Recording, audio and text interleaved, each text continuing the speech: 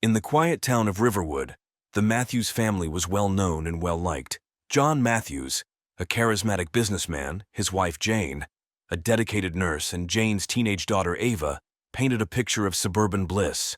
However, behind closed doors, shadows of deceit and betrayal lurked. One fateful night, Ava was found dead in her bedroom and the town's illusion of peace shattered. Detective David Hunter, a seasoned investigator with a reputation for solving the toughest cases, was called to the scene. As he surveyed the Matthews home, he could sense the undercurrent of tension. The initial reports pointed towards a domestic dispute gone tragically wrong, but Hunter's instincts told him there was more to this story. Jane was found crumpled on the floor, wailing inconsolably as she clung to her daughter's lifeless body. John's face was a mask of shock and grief, but something about his demeanor struck Hunter as off. In the days that followed, the investigation would unravel a web of lies, betrayal, and ultimately murder. Detective Hunter arrived at the Matthews residence on a chilly autumn evening. The house, a modest two-story home with a well-manicured lawn, stood eerily silent. Inside, the once warm and inviting living room was now a flurry of activity, with uniformed officers and forensic technicians meticulously combing through the scene. Ava's room was at the end of a narrow hallway on the second floor. The door was ajar, and a pool of blood stained the beige carpet just inside the threshold. Ava lay sprawled on her bed, her eyes staring blankly at the ceiling. Her throat had been slashed, a brutal end to a young life filled with promise. Hunter's gaze moved around the room, noting the signs of a struggle. The nightstand was overturned, and a lamp lay shattered on the floor. He turned to the forensic officer. "What have we got?" The officer, a young woman named Carla, responded, "It's a mess. No signs of forced entry, and no murder weapon yet." Looks like she fought back, though. Downstairs, Jane Matthews sat on the couch, her face pale and tear-streaked. John hovered nearby, his arm around her shoulders. Jane's eyes were hollow, and she clung to John as if he were a lifeline. Hunter approached them, his voice gentle but firm. "Mrs. Matthews, can you tell me what happened?" Jane's voice trembled as she spoke.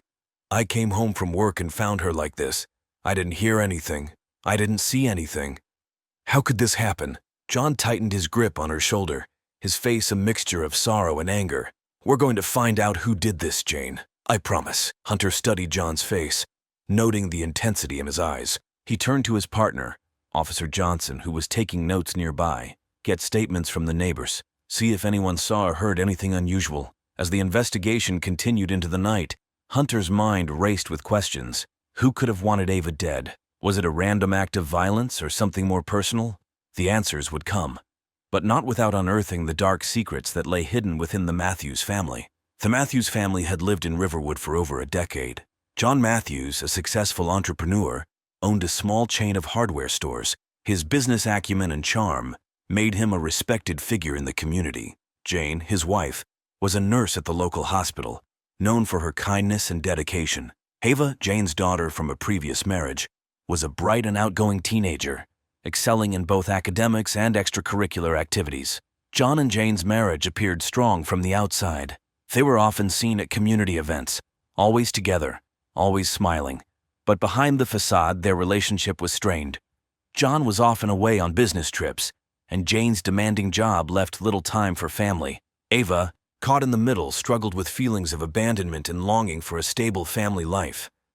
Ava's relationship with John was complicated. She admired his success and charm, but resented his frequent absences and the way he seemed to dominate her mother's attention. Their interactions were often tense, with Ava pushing back against John's authority. Despite this, she confided in her friends that she wished she could have a closer bond with him. Jane's love for Ava was undeniable, but their relationship was not without its challenges. As Ava entered her teenage years, the typical mother-daughter conflicts arose, exacerbated by Jane's long hours at work. Despite their disagreements, Jane was fiercely protective of Ava, always striving to provide her with the best opportunities. The Matthews neighbors, the Carters, were a significant presence in their lives. Lisa Carter, a vibrant woman with a magnetic personality, often visited Jane. The two women had become close friends, bonding over shared interests and the challenges of raising teenagers. Lisa's husband, Mark, a quiet and reserved man, worked as an accountant and kept mostly to himself. Unbeknownst to Jane, John and Lisa's friendship had crossed boundaries, Their affair began innocently enough, with casual conversations and shared drinks. But as John's discontent with his marriage grew, so did his attraction to Lisa. They found solace in each other's company, their clandestine meetings becoming more frequent and more intense. Ava, perceptive and curious, noticed the subtle changes. She saw the stolen glances, the hushed conversations, and the lingering touches. One evening, she followed John to the Carters' house, witnessing the undeniable proof of their affair. Shocked and betrayed, Ava confronted John, demanding he end the affair and tell Jane the truth. John's reaction was swift and violent. Fearful of his secret being exposed, he lashed out at Ava, threatening her to keep quiet.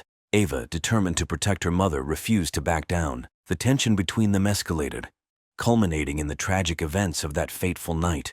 The Matthews' seemingly perfect life was built on a foundation of lies and deceit. As Detective Hunter delved deeper into their history, he began to see the cracks in their facade.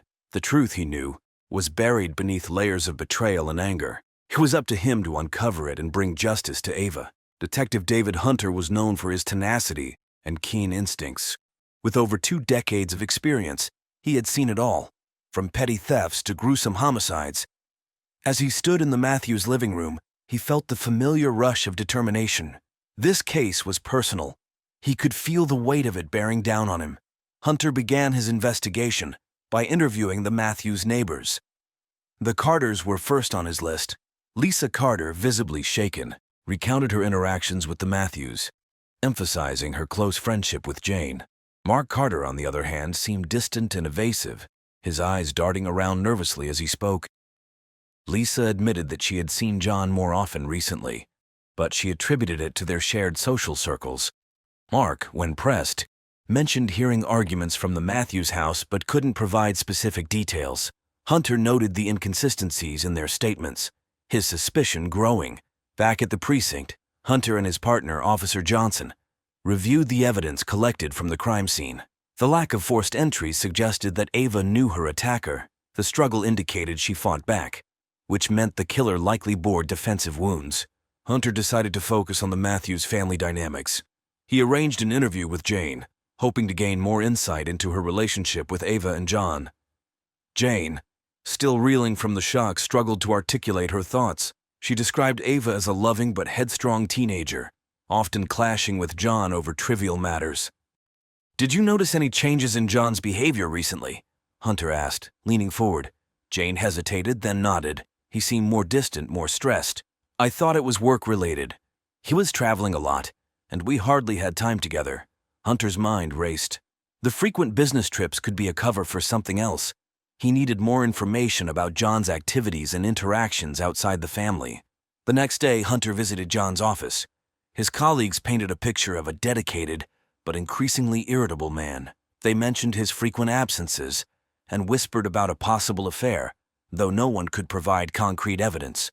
Hunter's next stop was the local coffee shop, a popular spot for the neighborhood gossip mill. The barista, a young woman with a penchant for eavesdropping, confirmed seeing John with Lisa Carter on multiple occasions. They seemed close, too close for just friends, she said, smirking. As pieces of the puzzle began to fall into place, Hunter's suspicion of John grew. He needed to find solid proof of the affair and connect it to Ava's murder. He decided to confront John directly, hoping to catch him off guard. John, seated in the interrogation room, maintained his composure. He denied any involvement in Ava's death, insisting that he was as devastated as Jane. Hunter pressed him about the affair, watching for any signs of guilt. John's facade cracked slightly. He admitted to spending time with Lisa, but insisted it was innocent. Hunter wasn't convinced. He could sense that John was hiding something, and he was determined to uncover the truth. As the investigation progressed, Hunter faced mounting pressure to close the case. The community was on edge and the media was relentless, but he knew that rushing to judgment could lead to a miscarriage of justice. He needed to stay focused and methodical, following the evidence wherever it led.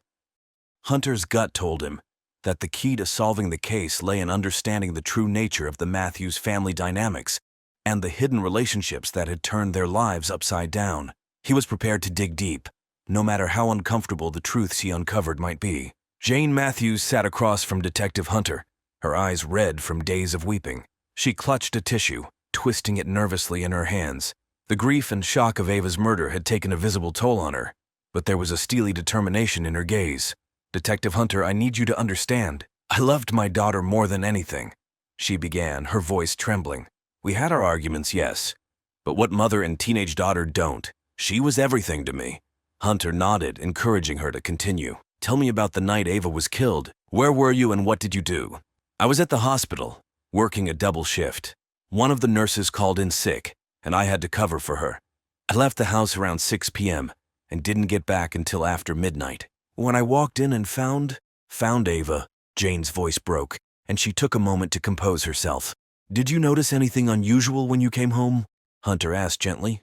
Jane shook her head. No, everything seemed normal. The door was locked, and there were no signs of forced entry. I went straight to Ava's room to check on her, and that's when I found her." Hunter leaned back, considering her words. Jane's alibi seemed solid, and her genuine grief was evident. But there was still the matter of her relationship with Ava, and the tension that had been brewing in their household. "Jane, I've spoken with some of your neighbors and colleagues. They mentioned that Ava and John didn't always get along. Can you tell me more about that?" Jane sighed, wiping away fresh tears. "John tried to be a good stepfather, but Ava resented him. She felt like he was trying to replace her father. They argued often, especially about his long absences and his strict rules." "And what about you and John? How was your relationship?" Hunter probed. "We've had our ups and downs," Jane admitted. "Lately, things have been strained. He was distant, always busy with work. I suspected something was wrong, but I never imagined it would lead to this." As Jane spoke, Hunter noted the raw honesty in her words. She was a mother grieving her child, a wife grappling with the unraveling of her marriage. Despite the initial suspicion, Hunter began to believe that Jane was not involved in Ava's death. But if she wasn't the killer, then who was? The pieces of the puzzle were slowly coming together, but there were still gaps. Hunter needed to dig deeper, to uncover the hidden truths that would lead him to Ava's murderer. The answer, he felt, was closer than he had initially thought. As Detective Hunter dug deeper into the Matthews family dynamics, his suspicions about John grew stronger.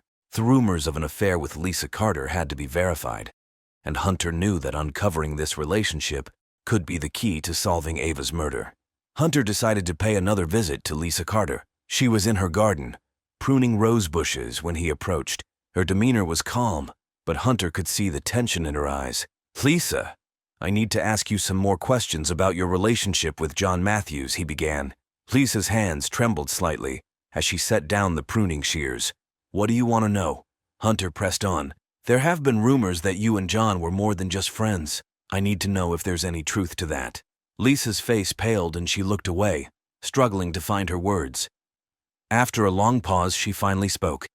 "Yes, it's true. John and we had an affair. It started about a year ago. We were both unhappy in our marriages, and we found comfort in each other." Hunter nodded, noting her admission. "Did Ava know about the affair?" Lisa's eyes widened in shock. "How did you know?" Hunter leaned in, his voice firm. "It's important, Lisa. Did Ava know?" Lisa nodded slowly. "Yes, she found out a few weeks ago. She saw us together and confronted John. She was furious, threatened to tell Jane. John begged her not to, but she wouldn't listen." Hunter felt a chill run down his spine. The pieces were falling into place. What happened after Ava confronted John? Lisa hesitated, her eyes filling with tears. John was frantic. He tried to reason with Ava, but she was adamant. They argued a lot after that. He told me he was scared of what Ava might do, that she could destroy both our families. Hunter thanked Lisa for her honesty and made his way back to the precinct. He reviewed the evidence once more, focusing on John's behavior and movements. The more he thought about it, the more convinced he became that John had something to do with Ava's murder. Hunter decided it was time to confront John with the new information. He called John into the station for another interview, hoping to catch him off guard. As John sat across from him, Hunter could see the tension in his eyes. "John, I've spoken with Lisa Carter. She confirmed your affair," Hunter began, watching John's reaction closely. John's face tightened, but he remained silent. Hunter continued. "Ava found out about the affair, didn't she? She confronted you and threatened to tell Jane." John's composure cracked. He leaned forward, his voice shaking. "Yes, she found out, but I didn't kill her. I loved her like my own daughter. She was angry, but I would never hurt her." Hunter pressed on, his voice relentless. "You were afraid of what she might do. You knew she could ruin everything. What happened that night, John? John's eyes filled with tears, and he buried his face in his hands. "I didn't mean to hurt her. We argued, she pushed me and I pushed back. She fell and there was blood. I panicked. I didn't know what to do." Hunter felt a mix of relief and sorrow. The truth was finally coming out. "John, you need to tell me everything. We need to know exactly what happened." John took a deep breath and began to recount the events of that night. Ava had confronted him again, demanding that he end the affair and tell Jane the truth. Their argument escalated, and in a moment of rage and fear, John lashed out. Ava fell, hitting her head on the nightstand. Seeing her lifeless body, John realized the gravity of what he had done. "I didn't mean to kill her," John repeated, his voice breaking. "I just wanted to stop her from destroying our lives." Hunter listened, his heart heavy with the weight of John's confession. Ava's death was a tragic result of a web of lies and betrayals. The truth was finally out, but the pain and loss it caused could never be undone. Hunter knew that John would face justice for his actions, but the real challenge would be helping Jane and the rest of the community heal from this devastating ordeal. The truth had been uncovered, but its consequences would ripple through their lives for years to come. Detective Hunter left the interrogation room, the weight of John's confession heavy on his shoulders. The case had taken a toll on everyone involved, but he felt a sense of grim satisfaction, knowing that the truth was finally out. Ava's death was no longer a mystery, and her killer would face justice. Hunter returned to his office and began to piece together the final report. He reviewed the evidence, the testimonies, and John's confession, ensuring that everything was in order. As he worked, he couldn't help but reflect on the twists and turns of the investigation. He thought back to the initial days when Jane had been the prime suspect. Her grief-stricken state and the strained relationship with Ava had made her an easy target for suspicion. But as he delved deeper, he realized that Jane's love for her daughter, despite their conflicts, was genuine and unwavering. John was found guilty of second-degree murder and sentenced to 25 years in prison. The verdict brought a sense of closure, but it was bittersweet. The community mourned Ava's loss, and the once respected John Matthews was now a pariah, his reputation irrevocably tarnished. In the end, the story of Ava Matthews was one of sorrow, but also of resilience and hope. It highlighted the fragile nature of human relationships and the profound impact of truth and justice. For Detective Hunter and the people of Riverwood, it was a testament to the enduring strength of the human spirit, even in the face of life's darkest moments.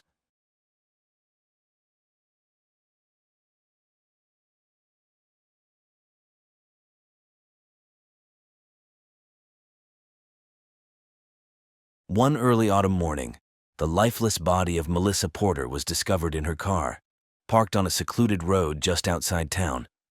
Felissa, a local kindergarten teacher beloved by many, had gone missing 2 days prior, leaving behind a worried husband and a community in shock. James Porter, Melissa's husband, was the first to report her missing. James, a mild-mannered accountant, had been frantic with worry, his anxiety evident in the tremor of his voice when he spoke to the police. The discovery of Melissa's body turned his worst fears into a nightmarish reality. Alongside James, 2 other men, Michael Reynolds and Joe Clark, soon came under the scrutiny of the investigation. Both had been intimately involved with Melissa, each harboring deep and complex feelings for her. Detective Sarah Davis, a seasoned investigator with a sharp mind and an unyielding determination for justice, was assigned to the case. As she delved into Melissa's life and the relationships that entwined her with James, Michael, and Joe, it became clear that beneath the surface of this seemingly straightforward case lay a labyrinth of secrets and betrayals. The story of Melissa Porter's demise was not just a tale of a tragic death, but of a tangled web of love, deceit, and vengeance. It was a crisp morning when Officer Tom Harris received a call about an abandoned vehicle on the outskirts of Oakwood. As he approached the scene, the sight of Melissa Porter's car sent a chill down his spine. The car was parked haphazardly, one wheel on the gravel shoulder, the other on the grassy verge. The windows were fogged, and the faintest hint of a foul odor wafted through the air. Harris peered through the driver's window and recoiled. Melissa Porter was slumped over the steering wheel. Her skin was pallid, and a faint trickle of blood had dried on her temple. The immediate cause of death was not apparent, but the scene suggested foul play. The small community of Oakwood buzzed with shock and sorrow as news of the discovery spread. Melissa had been missing for 48 hours, and her friends and family had clung to hope that she would return unharmed.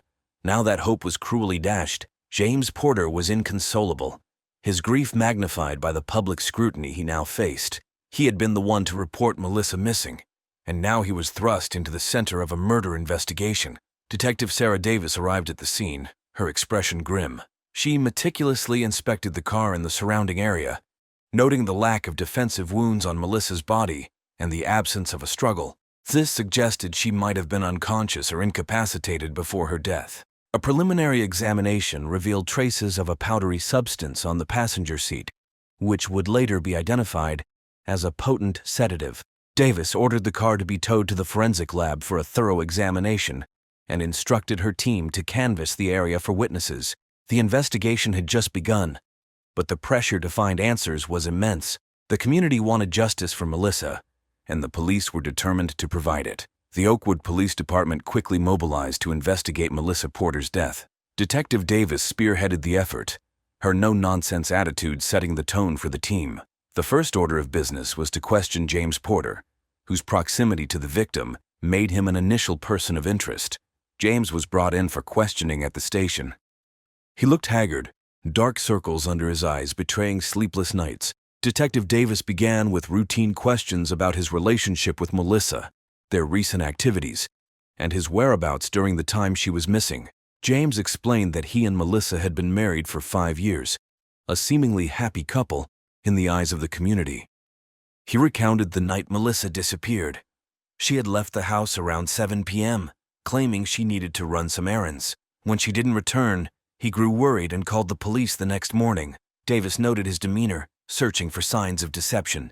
James provided an alibi, stating he was home watching TV that night. He offered to let the police verify his story with their home security system's footage. Davis made a mental note to follow up on this lead. As the interview progressed, another name surfaced: Michael Reynolds. According to James, Michael was a close friend of Melissa's, someone she had known for years. James admitted he had always felt a bit uneasy about their relationship, but had no concrete reason to suspect anything untoward. Detective Davis decided to pay Michael a visit. Michael Reynolds, a tall man in his early 30s with an air of easy confidence, welcomed the detectives into his home. He seemed genuinely distraught upon hearing of Melissa's death, insisting they had been just friends. However, his nervous fidgeting suggested there might be more to the story. The investigation widened to include Joe Clark, a local artist who had been seen with Melissa on numerous occasions. Joe, in his mid-40s, was known for his brooding temperament and reclusive lifestyle. He was less forthcoming than Michael, evading direct questions and offering vague, cryptic responses. Detective Davis sensed that both Michael and Joe were hiding something. The threads of Melissa's life began to unravel, revealing a woman who was far more complex and enigmatic than anyone had realized. With each interview, the investigation grew more convoluted, and the stakes became higher. The truth about Melissa's death was buried beneath layers of secrets, and it was up to Davis to dig them out. Melissa Porter was born and raised in Oakwood, a town she loved and never wanted to leave. She was known for her warm smile and her ability to connect with people, traits that made her an excellent kindergarten teacher. Her marriage to James was seen as a match made in heaven, though those closest to her knew there was more beneath the surface. Melissa met James at a charity event 5 years ago. James, an accountant with a stable job and a kind heart, seemed like the perfect partner. They married within a year, and for a while their life together appeared idyllic. But over time, Melissa began to feel restless. The routine of married life left her yearning for something more. Enter Michael Reynolds. Michael and Melissa had been friends since high school. Their bond had always been strong, and there were times when their friendship seemed to border on something deeper. Michael, a charming and successful entrepreneur, offered Melissa the excitement and passion she felt was missing from her marriage. Their relationship, while initially platonic, soon evolved into a secret affair. Melissa found herself torn between the security James provided and the thrill she experienced with Michael. Her feelings for Michael were intense, but they also brought complications and guilt. Then there was Joe Clark. Joe was a local artist, known for his moody paintings and reclusive nature. Melissa met Joe at an art exhibition a year before her death. Joe was different from both James and Michael. He was mysterious and brooding, qualities that fascinated Melissa. Their connection was immediate, and it wasn't long before Melissa found herself involved with Joe as well. Felicia's relationships with Michael and Joe were known only to a few close friends, and she took great pains to keep them hidden from James. However, managing these affairs became increasingly difficult, and Melissa's life grew more complicated. She loved each of these men in different ways, and each offered her something unique. But she also knew that this web of love and deceit could not last forever. As Detective Davis delved deeper into Melissa's background, she discovered a woman who was passionate and vibrant but also deeply conflicted. Melissa's need for connection and excitement had led her down a dangerous path, one that ultimately ended in her untimely death. With Melissa's body discovered and her secret life beginning to surface, suspicion naturally fell on James Porter. Detective Davis scrutinized his alibi, seeking any inconsistencies that might indicate his involvement in his wife's death. James's alibi rested on his claim that he was at home the night Melissa disappeared, watching TV and later falling asleep on the couch. The home security footage confirmed that James had not left the house during the critical hours. However, Davis was not entirely convinced. She knew that alibis could be fabricated or manipulated. The state of the Porters' marriage became a focal point of the investigation. Friends and neighbors painted a picture of a couple that appeared happy, but had their share of issues. Financial records showed that the Porters were struggling with debt, a potential motive for James to want his wife out of the picture. Life insurance policies on Melissa further added to the suspicion. Though the amounts were not exorbitant, James's demeanor during questioning was another point of concern. While his grief seemed genuine, there were moments when his responses were too measured, too controlled. Davis wondered if he was hiding something, or simply trying to protect himself from being wrongfully accused. The most damning piece of evidence was a series of text messages exchanged between James and Melissa in the days leading up to her disappearance. The messages revealed growing tension between them, with Melissa expressing dissatisfaction and James responding with frustration. The arguments, though not overtly violent, indicated a marriage under significant strain. James's interactions with Michael and Joe also raised red flags. Both men admitted to having confrontations with James, who had become increasingly suspicious of their relationships with Melissa. James denied any knowledge of Melissa's affairs, but his anger towards the men was palpable. As the investigation progressed, James Porter remained a prime suspect.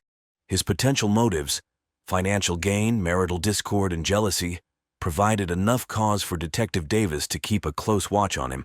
However, without concrete evidence linking him directly to the crime, the case against him remained circumstantial. Michael Reynolds and Joe Clark, the two men who had shared intimate relationships with Melissa, were next on Detective Davis's list. Each had their own reasons for wanting Melissa in their lives, and potentially reasons for wanting her gone. Michael Reynolds, with his charismatic demeanor and successful career, seemed an unlikely suspect at first glance. He had been Melissa's confidant for years, their bond evolving into a romantic relationship that brought both joy and complications. Michael's feelings for Melissa were genuine, but his frustration with her indecision and the secrecy of their affair had caused tension. During questioning, Michael admitted to feeling hurt and betrayed when he discovered Melissa's involvement with Joe, but he vehemently denied having anything to do with her death. Joe Clark was a different story. Known for his brooding personality and artistic temperament, Joe had always been somewhat of an enigma. His relationship with Melissa was intense and passionate, but also fraught with jealousy and possessiveness. Joe's art often reflected his tumultuous emotions, and his interactions with Melissa had been no exception.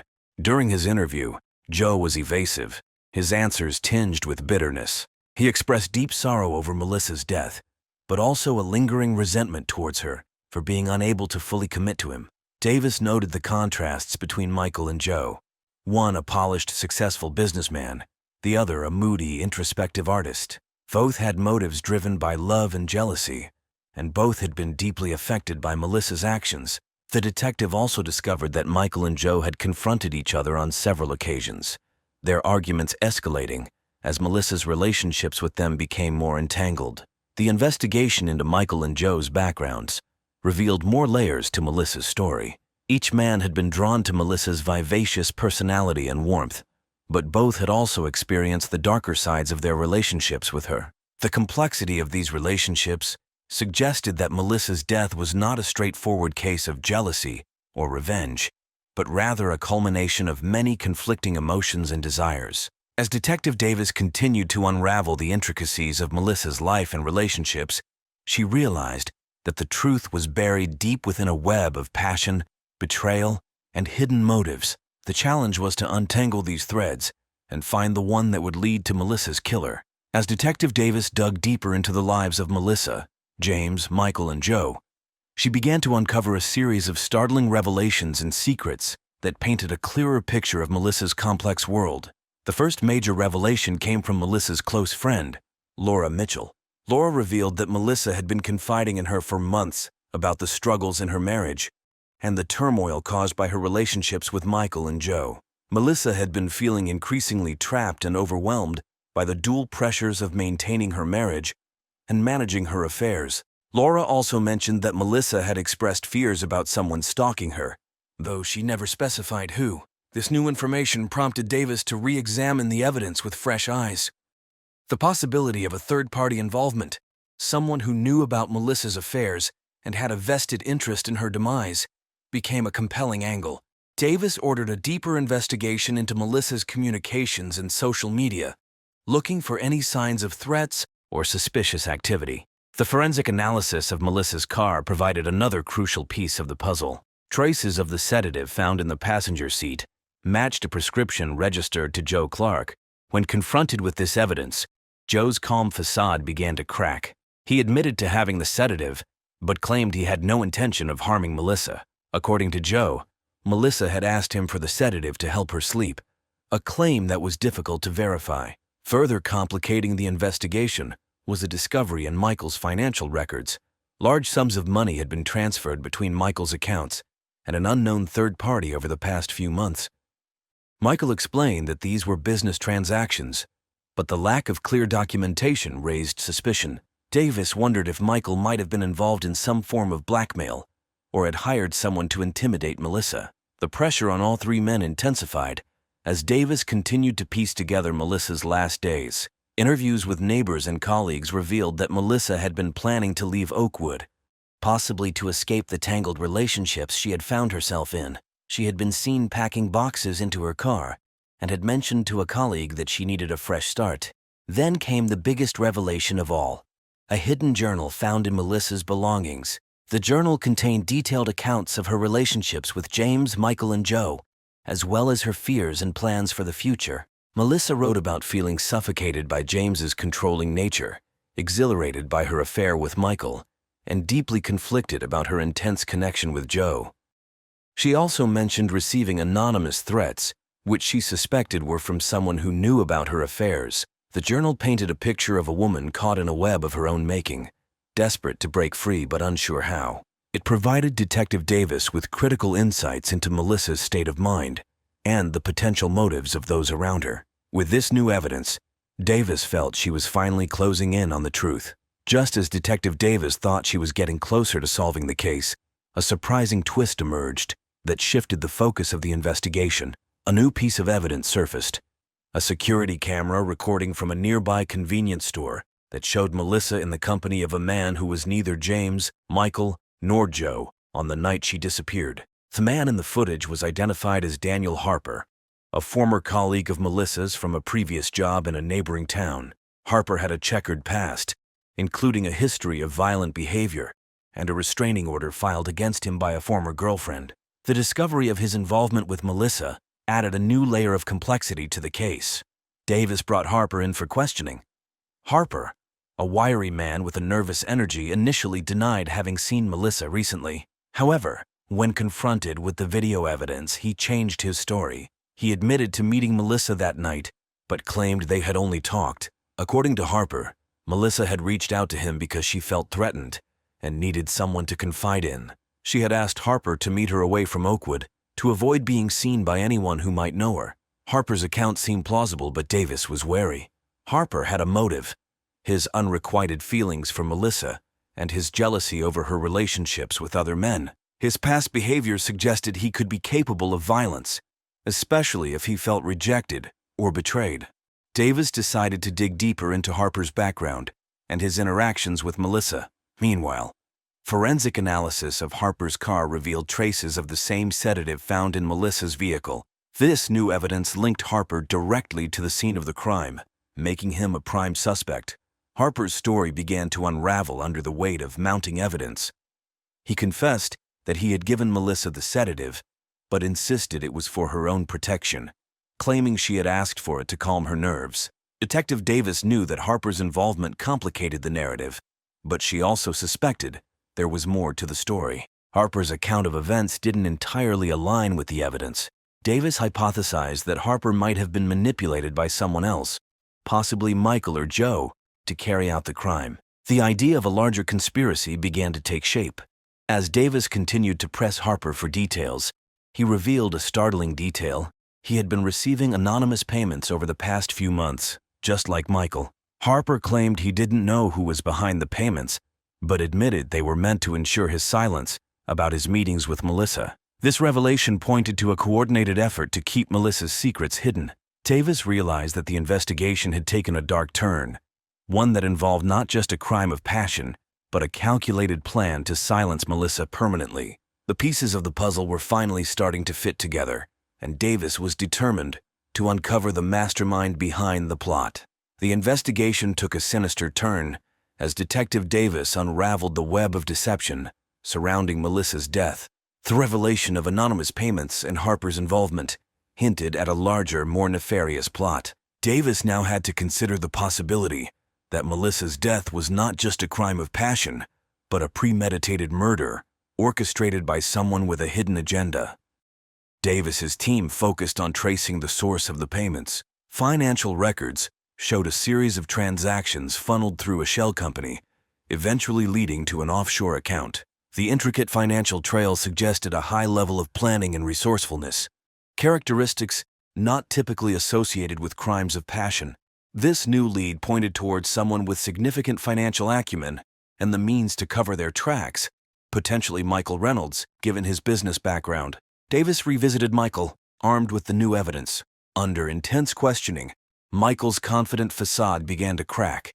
He admitted to transferring money to Harper, but insisted it was to help Melissa, not harm her. He claimed Melissa had confided in him about her fears and asked him to arrange for protection, but he had no idea Harper would misuse the funds. Davis was not convinced by Michael's explanation. She suspected that Michael, feeling cornered by Melissa's indecision and the threat of their affair being exposed, had orchestrated a plan to remove her from the equation. However, Michael alone could not have executed such a complex scheme. The involvement of Joe Clark, with his volatile emotions and connection to Melissa, seemed likely. Confronting Joe, Davis presented the evidence of the sedative and the financial transactions. Joe, already unstable, broke down under the pressure. He confessed to being manipulated by Michael, who had convinced him that Melissa was planning to leave both of them and expose their affairs. In a desperate bid to prevent this, Joe agreed to Michael's plan to sedate Melissa and make her disappear. The dark truth emerged. Michael had orchestrated the entire plot, using Joe and Harper as pawns to carry out his plan. Michael's motive was not just jealousy, but a calculated decision to eliminate Melissa and protect his reputation and business interests. Joe, driven by his emotional turmoil, had been an unwitting accomplice, and Harper, lured by money, had played his part without fully understanding the consequences. Davis's investigation had uncovered a chilling conspiracy that highlighted the lengths people would go to protect their secrets and desires. The case was far more complex and darker than anyone had initially imagined, revealing the depths of human deceit and treachery. With the pieces of the puzzle finally falling into place, Detective Davis moved swiftly to secure arrest warrants for Michael Reynolds and Joe Clark. The evidence against them was overwhelming: financial transactions, confessions, and the forensic link between the sedative and Joe. Davis coordinated with her team to ensure that the arrests were conducted smoothly and without incident. Joe Clark was the first to be apprehended. He was found at his studio, surrounded by his hauntingly dark paintings. The arresting officers found him in a state of disarray, his guilt and regret evident. Joe offered no resistance, murmuring apologies and asking about Melissa's final moments. His remorse was genuine, but it could not absolve him of his role in the crime. Michael Reynolds proved more challenging. He had anticipated the arrest and attempted to flee. However, a coordinated effort by the Oakwood Police Department ensured he was apprehended at a private airstrip, trying to board a chartered plane. His arrest was marked by defiance and indignation, maintaining his innocence and accusing the police of fabricating evidence. With both suspects in custody, the prosecution began to build a robust case. The trial that followed was one of the most sensational in Oakwood's history, drawing intense media attention. The courtroom was packed with townspeople, journalists, and those who had known Melissa. The prosecution presented a compelling narrative of manipulation, betrayal, and murder, while the defense tried to paint Michael as a victim of circumstance and Joe as a man driven to desperation. The jury deliberated for several days, weighing the extensive evidence and emotional testimonies. Ultimately, both Michael Reynolds and Joe Clark were found guilty of conspiracy to commit murder and second-degree murder. Michael received a life sentence without the possibility of parole, while Joe, whose genuine remorse and cooperation were considered, was given a reduced sentence of 25 years. Daniel Harper, whose role was more peripheral, was charged with accessory to murder and received a lesser sentence of 10 years. His involvement, though significant, was viewed as being coerced by the primary conspirators. In the end, Oakwood returned to its peaceful existence, but the memory of Melissa Porter and the lessons learned from her case would never be forgotten. Her story remained a testament to the resilience of the human spirit and the enduring quest for truth and justice.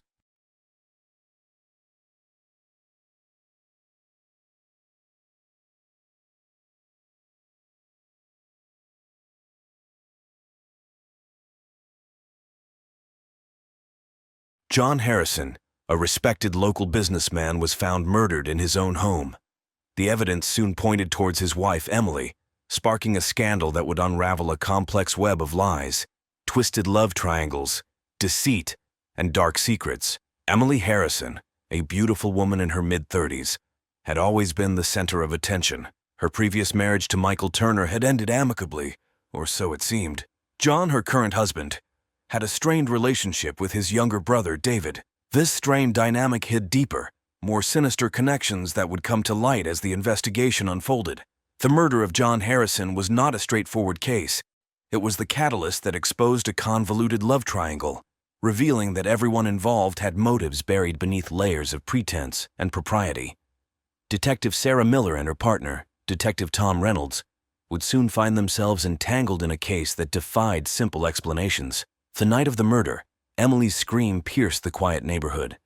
The first responders arrived at the Harrison residence to find Emily in a state of hysteria, her clothes stained with blood. John's body lay sprawled on the living room floor, a deep gash across his throat. Blood pooled around him, soaking into the carpet. The scene was chaotic, with furniture overturned and signs of a struggle evident. Officer Daniels, the first on the scene, quickly secured the area. He observed Emily, who was sobbing uncontrollably, clutching a framed photo of her and John. Her hands trembled as she tried to explain what had happened. "I found him like this. I came home and he was just lying there. I didn't know what to do." Her voice was shaky, her eyes wide with terror, but there was something in her demeanor that didn't quite add up. She was too composed, too rehearsed. Detective Miller arrived shortly after, her keen eyes taking in every detail. She noted the absence of forced entry and the fact that John seemed to have been caught off guard. It suggested that he knew his attacker. Miller's gut instinct told her that this was more than just a burglary gone wrong. As the forensic team began their work, Miller pulled Emily aside for a more detailed statement. Emily recounted her day, carefully avoiding eye contact. She claimed to have been out shopping and returned to find John dead. But there were inconsistencies in her story, small details that didn't align. Detective Reynolds joined Miller, his expression grim. He had spoken with the neighbors, who reported hearing raised voices earlier in the evening. None could identify the second voice, but it was clear that John had not been alone before his death. Miller looked at Reynolds. "This isn't a simple case, Tom. There's more to this than meets the eye." Reynolds nodded in agreement. "Let's dig deeper. Something tells me we're only scratching the surface." The investigation into John Harrison's murder kicked off in earnest the following day. Detectives Miller and Reynolds began their meticulous process of gathering evidence and conducting interviews. The first step was to build a timeline of John's final hours. They discovered that John had left his office around 5 p.m., a bit earlier than usual. His assistant mentioned that he seemed preoccupied, almost distracted. Emily's account placed her at the local mall during this time, but there were no security camera records to confirm her presence. Detective Miller focused on Emily's behavior. She seemed cooperative, yet there was an underlying current of tension. During questioning, Emily maintained her story but frequently glanced at her phone as if expecting a message or call. Miller made a mental note to check her phone records. Meanwhile, Reynolds delved into John's professional life. As a successful real estate developer, John had made a few enemies. Business rivals and disgruntled former employees formed a list of potential suspects. However, none seemed to have a motive strong enough for murder. As they dug deeper, the detectives learned more about Emily's past. Her previous marriage to Michael Turner had ended 5 years ago. The divorce was amicable on paper, but whispers of infidelity and financial disputes lingered. Michael had moved out of town but returned occasionally, supposedly to visit his daughter from another relationship. Detective Miller decided to pay Michael a visit. He lived in a modest apartment on the outskirts of Willow Creek. Michael was a tall, brooding man with a rugged charm. He appeared genuinely shocked when Miller informed him of John's murder. "Emily called me last night," he said, his voice tinged with concern. "She was hysterical, said John was dead. I told her to call the police and then I rushed over. But by the time I got there, the place was crawling with cops. Michael's alibi was shaky, but there was no concrete evidence linking him to the crime." Miller noted his reaction and decided to keep him under surveillance. Back at the station, Reynolds had uncovered a new lead. David Harrison, John's younger brother, had been seen arguing with John several days before the murder. David, a charming but aimless man, had always lived in his brother's shadow. He harbored a deep resentment towards John, fueled by jealousy and financial dependence. David was brought in for questioning. He was visibly nervous, his eyes darting around the room as he spoke. "John and I argued about money," he admitted. "He was going to cut me off, but I didn't kill him." The detectives were skeptical. David's alibi for the night of the murder was weak. He claimed to have been at a bar, but no one could confirm his presence. As they continued to press him, David's story began to unravel. Emily's suspicious behavior, Michael's shaky alibi, and David's deep-seated resentment formed a tangled web. The detectives realized they were dealing with more than just a crime of passion. There were layers of deceit and hidden motives that needed to be peeled back, one by one. John and Emily Harrison appeared to be the quintessential suburban couple. They had a beautiful home, a successful business, and were well-liked in their community. But beneath the veneer of their perfect life, cracks were beginning to show. John had built his real estate empire from the ground up. He was known for his business acumen and ruthless negotiating tactics. However, his professional success came at a personal cost. John's demanding work schedule left little time for his marriage, creating a rift between him and Emily. Emily, on the other hand, had a more complex past. Raised in a wealthy family, she was accustomed to a life of privilege. Her first marriage to Michael Turner had been a whirlwind romance. Michael was a charismatic entrepreneur, but his business ventures often ended in failure. Their relationship was passionate but tumultuous, marked by frequent arguments and infidelity. The divorce had been bitter, with Emily accusing Michael of cheating and financial mismanagement. Michael, in turn, claimed that Emily's spending habits had driven him to the brink of bankruptcy. Despite the acrimony, they managed to part ways without too much public scandal. Michael left town, but he never completely severed ties with Emily. John entered Emily's life shortly after her divorce. He offered stability and security, something she desperately needed. Their courtship was swift, and they married within a year. However, the transition from a tumultuous relationship to a stable one was not easy for Emily. She missed the excitement and unpredictability that Michael had brought into her life. David Harrison, John's younger brother, was another significant figure in the unfolding drama. David had always been the black sheep of the family. He struggled with various addictions and had a string of failed business ventures. John often bailed him out, creating a sense of dependency and resentment. David's relationship with Emily was complex. They had an undeniable chemistry, and their interactions were often charged with unspoken tension. Emily confided in David about her marital problems, and he, in turn, found solace in her company. It was clear to the detectives that there was more to their relationship than met the eye. As Miller and Reynolds dug deeper, they discovered that John had recently made some significant financial moves. He had taken out a large life insurance policy and transferred substantial assets into Emily's name. These actions suggested that John was either planning for the future or anticipating something dire. Emily's spending habits had also come under scrutiny. Despite her outward appearance of concern and grief, her bank records revealed large withdrawals and unexplained expenses. The detectives began to suspect that she might have been planning to leave John and start a new life elsewhere. Michael Turner, though seemingly out of the picture, still harbored feelings for Emily. He had recently come back into town and had been seen meeting with her on several occasions. Their interactions were friendly on the surface, but there was an undercurrent of unresolved tension and unspoken words. The background checks painted a picture of a marriage on the brink, with each character hiding their true intentions behind a facade of normalcy. John was the pillar of the community, Emily the perfect wife, David the troubled brother, and Michael the ex-husband with lingering feelings. But as the detectives would soon discover, appearances could be deceiving. As the investigation progressed, the detectives focused on uncovering the motives behind John Harrison's murder. Each of the main players had reasons, both hidden and overt, that could drive them to such an extreme act. Emily's financial troubles were the most glaring. Despite John's success, their finances were strained. Emily's lavish lifestyle had put them in significant debt. The large life insurance policy John had recently taken out added a sinister layer to this financial stress. If Emily were to benefit from John's death, it would solve all her money problems. Emily's affair with David complicated matters further. Their relationship was more than just a fleeting romance. It was a deeply emotional bond, forged out of mutual dissatisfaction and dependency.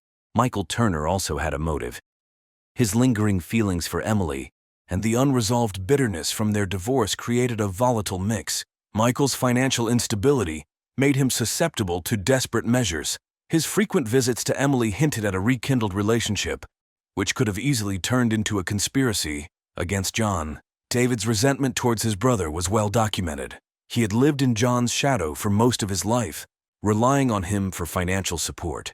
The argument they had days before the murder centered on money and control. John had threatened to cut David off, a move that would leave him destitute. David's dependence on John created a deep-seated hatred that could have driven him to murder. The detectives also considered the possibility of a joint effort between Emily and David. Their affair, coupled with their financial motives, made them prime suspects. If they conspired together, they could both benefit immensely from John's death.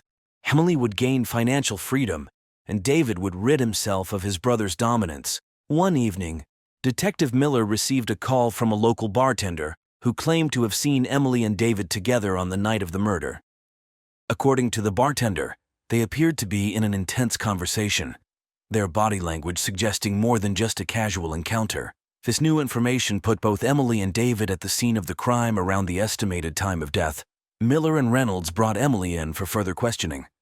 Confronted with the bartender's testimony, Emily's composure began to crack. She admitted to meeting David, but insisted they were discussing her troubled marriage and had nothing to do with John's death. David, on the other hand, was less forthcoming. When questioned about his whereabouts, he became defensive and evasive. His alibi, which had already been weak, now seemed even more questionable. The detectives pressed him on his relationship with Emily and the nature of their conversation that night, but David stuck to his story of innocence. Michael Turner also remained a person of interest. His frequent visits to Emily, coupled with his financial troubles, made him a viable suspect. In the midst of these revelations, the detectives encountered several red herrings. One such distraction came in the form of an anonymous tip, suggesting that John was involved in illegal activities. The tip claimed that John had been laundering money through his real estate business. While this lead initially seemed promising, further investigation revealed it to be unfounded. It appeared to be a deliberate attempt to divert the detectives' attention from the true motives behind the murder. Another false lead came from a disgruntled former employee of John's. The employee had a history of making threats against John and had been fired under contentious circumstances. However, after a thorough investigation, it became clear that he had no involvement in the murder. His threats were merely empty words born out of frustration and resentment. The turning point came when Detective Reynolds discovered a series of text messages between Emily and Michael. The messages revealed a rekindling of their romantic relationship and discussed plans to meet secretly. One message in particular stood out. Sent on the day of the murder, it read, "We need to act tonight. John can't find out." Armed with this new evidence, Miller and Reynolds confronted Emily and Michael separately. Emily broke down under the pressure, partially confessing to the affair but denying any involvement in the murder. Michael, however, maintained his innocence, insisting that the messages were taken out of context. The breakthrough in the case came when Detective Miller decided to take a closer look at the phone records and financial transactions. She believed that these would provide the concrete evidence needed to tie the suspects to the crime. The phone records revealed a flurry of calls and messages between Emily, David, and Michael in the days leading up to the murder. The communication patterns suggested a coordinated effort, with Emily at the center. On the night of the murder, there were several calls between Emily and David, as well as a brief call to Michael. This triangulation of communication placed all three suspects in contact during the critical hours. Miller also discovered an unusual transaction in Emily's bank account. A large sum of money had been transferred to an offshore account just days before John's death. This transaction, combined with the life insurance policy, suggested that Emily was preparing for a significant change in her financial situation. Armed with this new evidence, the detectives decided to confront Emily once more. This time they presented her with the phone records and the financial transactions. Faced with irrefutable evidence, Emily's facade of innocence began to crumble. Emily's voice trembled as she spoke. "I didn't want it to come to this. I just wanted out. John was controlling, suffocating. I needed a way out, but I never wanted him dead." Miller pressed further. "Who did you talk to that night, Emily? Why were you and David in contact so frequently?" Emily hesitated, her eyes welling with tears. "David and I, we had a plan. We were going to leave John, start fresh, but I swear we never planned to kill him." The detectives knew they needed to hear David's side of the story. When they brought him in for questioning, David initially denied any involvement, but when confronted with the phone records and Emily's partial confession, his resolve weakened. David admitted to meeting Emily on the night of the murder, but claimed that their plan was only to confront John, not to harm him. Emily had convinced him that John would never let her go, and that they needed to make him understand that their relationship was over. Michael's involvement became clearer as the detectives reviewed his financial records. They discovered that he had received a substantial sum of money from an unknown source shortly after John's death. This payment, coupled with the text messages, suggested that Michael was part of the conspiracy. The detectives decided to bring all three suspects in together. In a tense confrontation, they laid out the evidence. Emily's breakdown, David's nervousness, and Michael's defiance created a volatile atmosphere. Miller addressed them. "We know about the affair. We know about the money. It's time to come clean. Who killed John?" Emily, tears streaming down her face, finally confessed. "It was an accident. We confronted John, things got heated, and David lost control. He didn't mean to kill him." David's face paled as he stammered, "It was self-defense. John attacked me and I just reacted. I didn't mean for it to end this way." Michael, realizing the gravity of the situation, added, "I was supposed to help them disappear after. I never thought it would go this far." The detectives had the pieces they needed. The confrontation had turned violent, leading to John's accidental death. Emily and David had panicked, and Michael had stepped in to help cover it up. The murder was a tragic result of a plan gone horribly wrong. With the confessions in hand, the detectives knew they had uncovered the truth. The case was far from simple, but the tangled motives and relationships had finally come to light. The truth was a web of love, betrayal, and desperation. The final confrontation with Emily, David, and Michael marked the culmination of weeks of intense investigation. Detectives Miller and Reynolds had pieced together the intricate puzzle of John Harrison's murder. The courtroom was packed as the trial of Emily, David, and Michael began. The community of Willow Creek, once known for its tranquility, was now a hub of media attention. Reporters and spectators alike were eager to hear the sordid details of the case that had shocked the town. The prosecution laid out a compelling narrative. They described how Emily's affair with David had rekindled old passions, and how their relationship had become a desperate escape from her controlling marriage. The prosecution argued that the financial troubles and the life insurance policy created a powerful motive for murder. Emily's defense attorney tried to paint her as a victim of circumstances, a woman trapped in a loveless marriage who made poor decisions in a moment of panic. They emphasized that the murder was unplanned and that Emily had no intention of killing her husband. David's defense focused on self-defense. They highlighted John's aggressive behavior and his attack on David, arguing that David had acted out of fear for his life. They portrayed him as a man pushed to his breaking point by years of familial tension and resentment. Michael's defense was the most straightforward. They claimed he had no prior knowledge of the murder plan and that his involvement was limited to helping Emily out of misguided loyalty. He was depicted as an unwitting accomplice, caught up in a situation beyond his control. Throughout the trial, the detectives' meticulous work came to light. The phone records, financial transactions, and confessions all painted a vivid picture of the events leading up to John's death. The jury listened intently as the prosecution and defense presented their cases. On the stand, Emily was a picture of remorse. She recounted the night of the murder in vivid detail, her voice breaking as she described the confrontation with John. Tears streamed down her face as she spoke of her regret and fear. "I loved John," she said, her voice trembling, "but I felt trapped. When David and I confronted him, everything spiraled out of control. I never wanted this to happen." David's testimony was equally emotional. He described the years of living in John's shadow, the constant feeling of inadequacy, and the moment of terror when John attacked him. "I just wanted to protect myself," he said, his voice cracking. "I never meant to kill him. It was an accident." Michael, in his testimony, admitted to helping Emily cover up the murder, but insisted he had no part in the actual killing.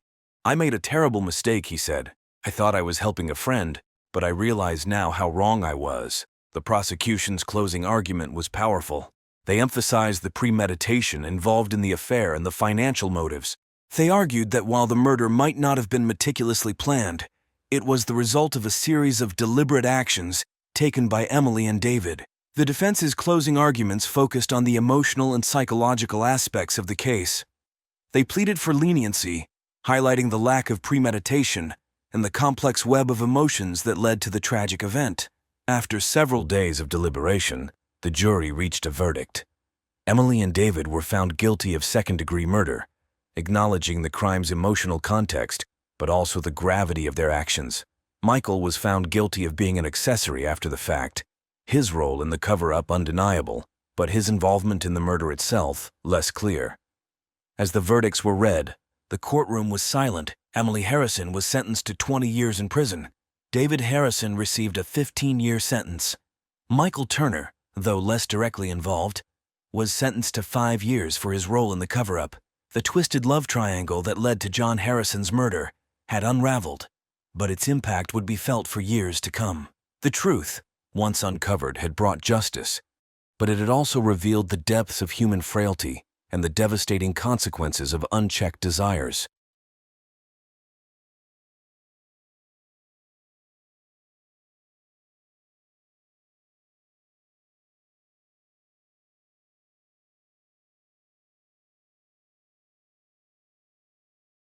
Sebastian Thompson, a successful businessman, and Hazel, his homemaker wife, had been married for 15 years. Their marriage, once vibrant, had been faltering, prompting them to seek professional help. They enrolled in a retreat led by the renowned Dr. David Green, a charismatic therapist with a reputation for mending fractured relationships.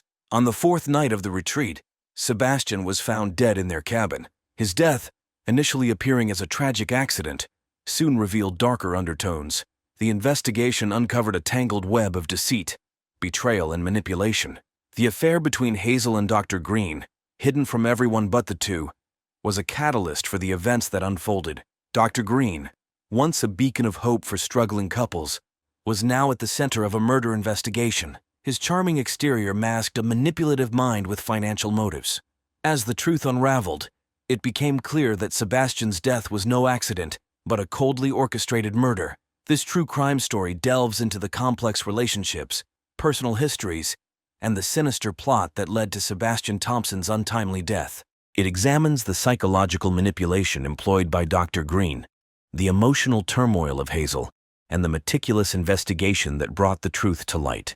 This is the chilling account of a couple's therapy retreat that turned deadly, revealing the dark side of love and trust. The couple's therapy retreat was situated in a secluded, luxurious cabin in the mountains, surrounded by dense forests and picturesque views. The location was chosen to provide an escape from the daily stresses of life, offering a peaceful environment conducive to healing and introspection. As Sebastian and Hazel Thompson arrived at the retreat, they were greeted by Dr. David Green. With his warm smile and reassuring presence, he exuded confidence and empathy, instantly putting the participants at ease. Alongside Sebastian and Hazel, there were 3 other couples, each grappling with their own issues. The retreat kicked off with a group session, where each couple introduced themselves and shared their reasons for attending. Sebastian, tall and well-built, spoke with a hint of frustration in his voice. He expressed his desire to rekindle the love and trust that had diminished over the years. Hazel, petite and attractive, echoed his sentiments, though her eyes betrayed a deeper, unspoken sadness. Dr. Green facilitated the sessions with skill and sensitivity, creating an atmosphere of openness and vulnerability. He emphasized the importance of honest communication and trust, urging couples to confront their issues head-on. The initial sessions were intense, with emotions running high as old wounds were reopened.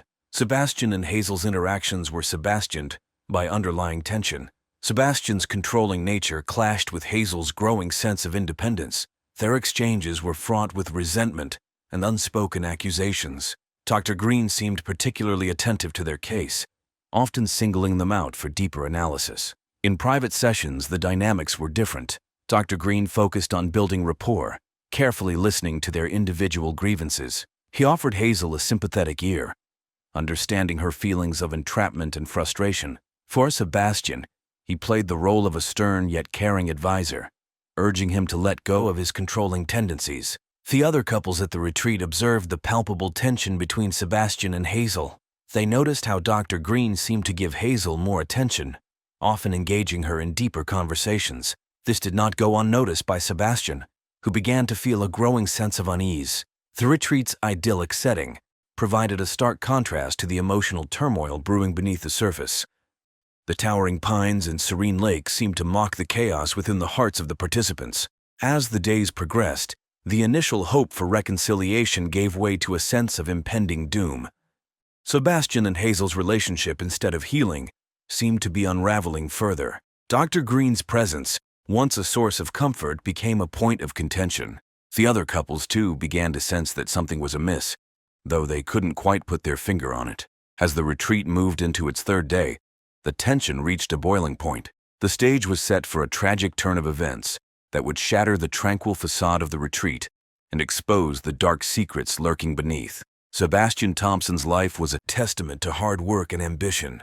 Born into a middle-class family, he had climbed the corporate ladder through sheer determination and relentless effort. By the age of 45, he had secured a high-ranking position at a prestigious firm, earning a handsome salary and enjoying the perks of success. However, his professional achievements came at a cost. The long hours and constant pressure strained his personal life, creating a rift between him and Hazel. Sebastian's control issues stemmed from his desire for perfection. He demanded the best from himself and those around him, often leading to conflicts at home. His need to control every aspect of his life extended to his marriage, where he expected Hazel to conform to his ideals. This created a suffocating environment for Hazel, who felt increasingly trapped in a role she hadn't chosen. Hazel Thompson, in contrast, had led a more sheltered life. Growing up in a small town, she had married Sebastian young and dedicated herself to being a supportive wife and homemaker. Initially, she found fulfillment in this role, but as the years passed, she began to feel a deep sense of dissatisfaction. The love and attention she once received from Sebastian had dwindled, replaced by criticism and control.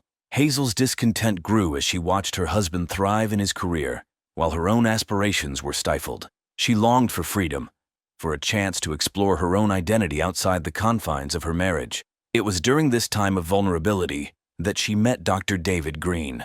Dr. Green's background was shrouded in mystery. He was a charismatic figure, known for his ability to connect with people on a deep emotional level. His reputation as a skilled therapist had earned him a loyal following, and his retreats were highly sought after. However, beneath his polished exterior lay a manipulative mind. Dr. Green had a history of exploiting vulnerable individuals for personal gain. His charm and intelligence masked a dark side that few were aware of. He had a knack for identifying those who were emotionally fragile and used their insecurities to his advantage. Financial gain was a significant motivator for him, but so was the thrill of control.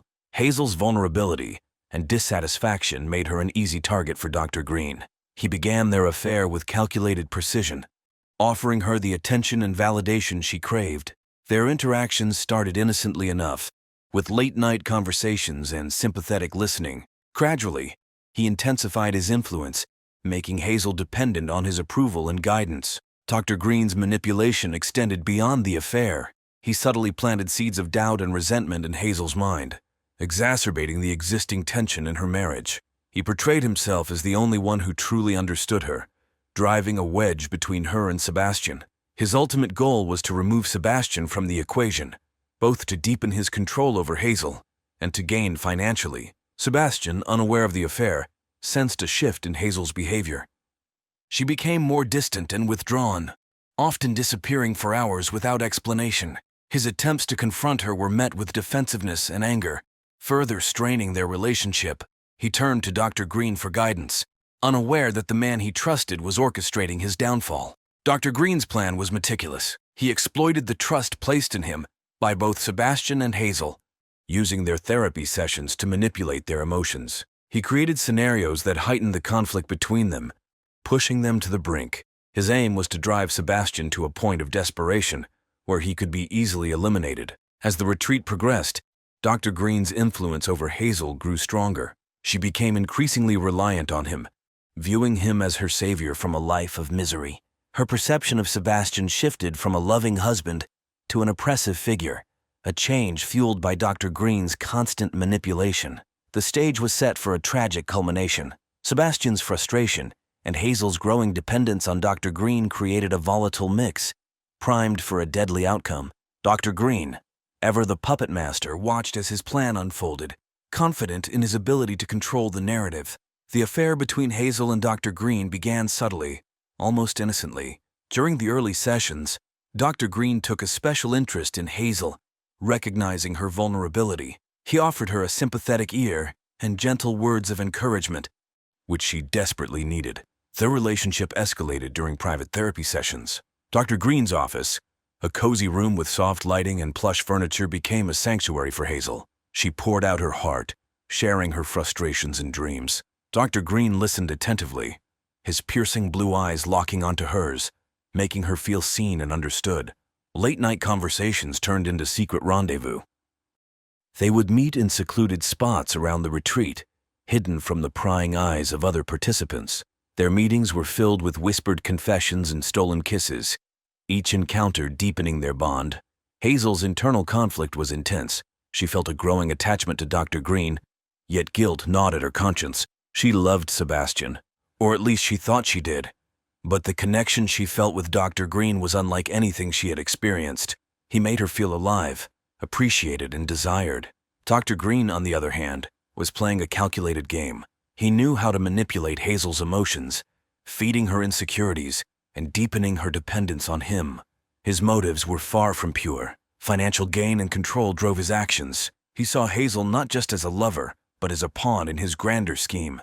Their affair was a dangerous dance fraught with risk. Hazel's behavior became increasingly erratic, her guilt manifesting as anxiety and paranoia. She feared discovery, not just for the affair but for the growing realization that Dr. Green had a hold over her that she couldn't break.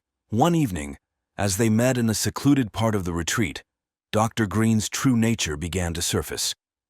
He spoke of their future together, painting a picture of a life free from Sebastian's control. Hazel, caught in his web, began to believe in the possibility of a new life. However, the cost of this new life was steep, and the shadows of doubt began to creep into her mind. Dr. Green's manipulation extended to Sebastian as well. He planted seeds of suspicion, subtly suggesting that Hazel's behavior was a reaction to Sebastian's controlling nature. He urged Sebastian to be more understanding and patient, all the while knowing that his advice would only exacerbate the tension. As the retreat progressed, the affair became more intense, the secrecy heightening the thrill and the danger. One evening, during a particularly heated session, the tension boiled over. Sebastian, feeling cornered and misunderstood, lashed out verbally. He accused Hazel of not trying, of already giving up on their marriage. Hazel, instead of responding, looked to Dr. Green for support. This small gesture was the breaking point for Sebastian. his face contorted with a mixture of hurt and rage, and he stormed out of the session. Dr. Green seized the opportunity to further manipulate Hazel. He comforted her, emphasizing how Sebastian's behavior was proof of his controlling nature. Hazel, emotionally fragile and desperate for validation, absorbed Dr. Green's words, her trust in him growing stronger. The other couples were taken aback by Sebastian's outburst. They had their own issues, but none had witnessed such a dramatic confrontation. Dr. Green addressed the group, explaining that sometimes conflicts needed to be brought to the surface to be resolved. His explanation was met with nods of understanding, though doubts lingered. Sebastian, alone and seething, wandered the retreat grounds. He couldn't shake the feeling that he was losing Hazel, not just to the problems in their marriage, but to Dr. Green himself. His mind raced with suspicions and fears, each thought more troubling than the last. He needed to find a way to reach Hazel, to break through the barriers that seemed to be growing between them. That night in their cabin, the atmosphere was tense and heavy with unspoken words. Sebastian tried to reach out to Hazel, to apologize and explain, but she was distant, her thoughts seemingly elsewhere. The silence between them was deafening, a stark contrast to the arguments that had filled the past days. Dr. Green, watching from the shadows, felt a sense of triumph. His plan was unfolding perfectly. The tension between Sebastian and Hazel was at its peak, and the stage was set for the next phase of his scheme. He knew that Sebastian was close to breaking, and all he needed was one final push. As the retreat moved into its fourth day, the sense of impending doom grew stronger. The other couples, though unaware of the full extent of the turmoil, sensed that something was terribly wrong. Dr. Green maintained his facade of professionalism, but his eyes betrayed a glint of anticipation. The stage was set for a tragic climax, one that would shatter the lives of those involved and expose the dark undercurrents that had been simmering beneath the surface. The tension, carefully cultivated by Dr. Green, was about to reach a deadly crescendo. The fourth night of the retreat was shrouded in an eerie stillness. The usual sounds of the forest seemed muted, and a heavy fog rolled in, enveloping the cabin in a ghostly embrace. Sebastian and Hazel had retired to their room after another tense day, the silence between them more oppressive than ever. Around midnight, a blood-curdling scream pierced the night. The other couples, jolted from their sleep, rushed out of their rooms, confusion and fear etched on their faces. The source of the scream was unmistakable. It came from Sebastian and Hazel's cabin. Dr. Green, appearing composed yet concerned, quickly took charge. He directed the others to stay back while he entered the cabin. Inside, he found Hazel, pale and trembling, standing over Sebastian's lifeless body. The room was in disarray, signs of a struggle evident. Sebastian lay on the floor, his eyes wide open in a final expression of shock and pain. There were visible bruises on his neck, and a broken lamp lay nearby, its jagged edges stained with blood. Hazel, in a state of shock, kept muttering that she didn't know what happened, that she had woken up to find him like this. Dr. Green, masking his satisfaction, wrapped his arm around Hazel, guiding her away from the scene. He assured the other participants that he would handle the situation and contacted the local authorities. Within minutes, the tranquility of the retreat was shattered by the arrival of police and paramedics. The initial investigation pointed to foul play. The signs of struggle and the nature of Sebastian's injuries indicated a violent confrontation. Hazel, as the only other person in the room, became the prime suspect. She was taken into custody for questioning, her dazed state complicating the initial interrogation. Dr. Green, playing the role of the concerned therapist, vouched for Hazel. He explained to the police that she had been under immense stress and that Sebastian had been aggressive. He painted a picture of a woman pushed to her limits, subtly suggesting that she might have acted in self-defense. The police, while not entirely convinced, took Dr. Green's statements into account. They began piecing together the events leading up to the murder. Other participants were interviewed, and it became clear that the Thompsons' relationship had been in turmoil. The tension between them, coupled with Sebastian's controlling nature, provided a potential motive.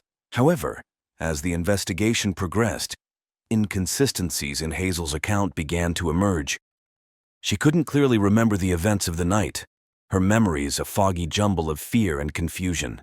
Her emotional state was fragile, and she seemed genuinely distraught over Sebastian's death. Dr. Green continued to support Hazel, maintaining his role as her confidant and protector. He provided the police with additional details, carefully crafting a narrative that supported his version of events.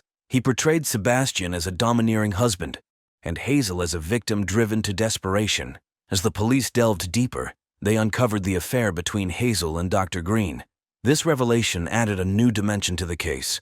The affair provided a potential motive for Hazel, but it also raised questions about Dr. Green's involvement. His influence over Hazel was evident, and some investigators began to suspect that he might have had a hand in the events. Dr. Green, sensing the growing suspicion, remained calm and cooperative.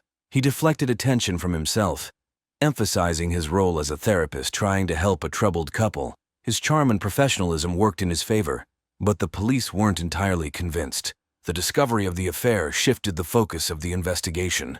Hazel, now seen as both a suspect and a victim, faced intense scrutiny. Dr. Green, while not officially a suspect, was under the radar. The stage was set for a complex and convoluted investigation, with multiple layers of deception and manipulation to unravel. As the night wore on, the sense of tragedy and confusion deepened. Sebastian's death, initially seen as a tragic accident, now appeared to be a murder driven by hidden motives and dark secrets. The serene retreat had become the scene of a chilling crime, and the truth was far from clear. The police investigation into Sebastian Thompson's death quickly intensified. Detective Sarah Collins, a seasoned investigator with a keen eye for detail, was assigned to the case. She arrived at the retreat the morning after the murder, determined to uncover the truth behind the tragic event. Detective Collins began by interviewing the other participants. Their accounts painted a picture of escalating tension between Sebastian and Hazel. Most of them mentioned Dr. Green's unusual interest in Hazel and his seemingly antagonistic stance towards Sebastian. The affair, already known to the police, became a focal point in her inquiry. In her interview with Hazel, Detective Collins noticed the woman's fragility and confusion. Hazel's account of the night was fragmented and inconsistent. She repeatedly claimed she couldn't remember what had happened, that she had woken up to find Sebastian dead. Her emotional distress seemed genuine, yet Collins couldn't ignore the possibility that Hazel was involved. Dr. Green was interviewed next. He maintained his composed demeanor, offering a polished account of his interactions with Sebastian and Hazel. He admitted to the affair, describing it as a regrettable but understandable consequence of Hazel's unhappy marriage. He framed himself as a supportive figure, trying to help Hazel through her emotional turmoil. Despite his cooperative attitude, Detective Collins couldn't shake the feeling that Dr. Green was hiding something. His responses were too calculated, too perfect. She decided to delve deeper into his background, looking for any signs of past misconduct. The retreat's other participants provided further insights. Several of them mentioned the escalating arguments between Sebastian and Hazel, and a few noted that Dr. Green seemed to exacerbate these conflicts rather than resolve them. One participant, a woman named Rachel, mentioned overhearing a particularly heated argument between Sebastian and Hazel the night before the murder. Detective Collins followed up on Rachel's lead, examining the retreat's layout and the possibility of others hearing the argument. The cabin's isolated location made it unlikely that anyone outside could have heard, suggesting that Rachel might have been closer than she admitted. Collins began to consider the possibility of other witnesses or accomplices. The forensic team provided crucial evidence. The bruises on Sebastian's neck indicated strangulation, and the broken lamp suggested a violent struggle. However, there were no defensive wounds on Hazel, raising questions about her involvement in the physical altercation. The presence of an unidentified fingerprint on the lamp added another layer of mystery. As the investigation progressed, Collins discovered financial irregularities linked to Dr. Green. Large sums of money had been transferred from Hazel's account to an offshore account in Dr. Green's name. This revelation pointed to a clear financial motive, suggesting that Dr. Green had been manipulating Hazel not just emotionally, but financially as well. Armed with Hazel's partial recollection and the financial evidence, Detective Collins confronted Dr. Green. His calm facade cracked as he faced the mounting evidence. The fingerprint on the broken lamp, initially unidentified, was found to belong to Dr. Green. This evidence, combined with Hazel's testimony and the financial trail, solidified the case against him. Dr. Green's manipulative tactics had backfired, leaving a trail of evidence that pointed directly to him. The prosecution, led by District Attorney Rachel Foster, meticulously laid out the evidence against Dr. Green. They highlighted his manipulative tactics, the financial exploitation of Hazel, and the clear motive behind Sebastian's murder. Witnesses, including Hazel and other retreat participants, testified about the escalating tension and Dr. Green's undue influence. The jury, after deliberating for several hours, found Dr. Green guilty of first-degree murder and financial exploitation, and was sentenced to life imprisonment without the possibility of parole. In the end, the truth had been uncovered, and justice had been served. The scars left behind were deep, but they were also a testament to the resilience of the human spirit. Hazel and the other survivors found a way to move forward, their experiences shaping a future where trust and healing could coexist.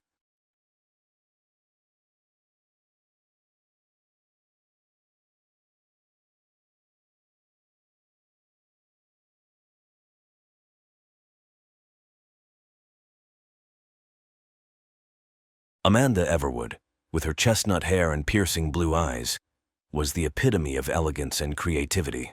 Born into a family of artists, her childhood home was filled with the scent of oil paints and the sight of canvases in various stages of completion. Amanda had inherited her mother's talent and her father's determination, quickly making a name for herself as an exceptional landscape artist. Her works were known for their vibrant colors and the way they captured the soul of nature. Richard Everwood, in contrast, came from a lineage of lawyers. The Everwood family was renowned for their legal prowess, with generations serving as judges, attorneys, and legal scholars. Richard was no different. He excelled in law school, graduating top of his class, and quickly climbed the ranks at one of the most prestigious law firms in Belleville. His charm, good looks, and sharp mind made him a formidable attorney and a desirable husband. Amanda and Richard met during their sophomore year of college. It was a classic case of opposites. Attracting Amanda's free-spirited nature complemented Richard's structured and disciplined approach to life. They fell in love quickly, their relationship blossoming amidst late-night study sessions, gallery openings, and summer road trips. After graduating, they married in a lavish ceremony that was the talk of Belleville. They settled into a beautiful Victorian home that Amanda adored. She transformed it into a haven filled with art, music, and love. The house had a large garden where Amanda often painted, drawing inspiration from the vibrant flowers and the changing seasons. Richard, on the other hand, was dedicated to his work, often spending long hours at the office. They had a son, Ethan, who became the center of Amanda's world. Their life seemed perfect, at least on the surface. Amanda's days were filled with painting, volunteering at the local art center, and taking care of Ethan. Richard's career continued to flourish, and he was soon made partner at his firm. They attended glamorous parties and charity events, where they were often the center of attention. However, as the years went by, Amanda noticed subtle changes in Richard. He became more distant, often coming home late and leaving early in the morning. The once warm and affectionate man she married was now cold and preoccupied. Amanda tried to ignore these changes, attributing them to the stress of his demanding job.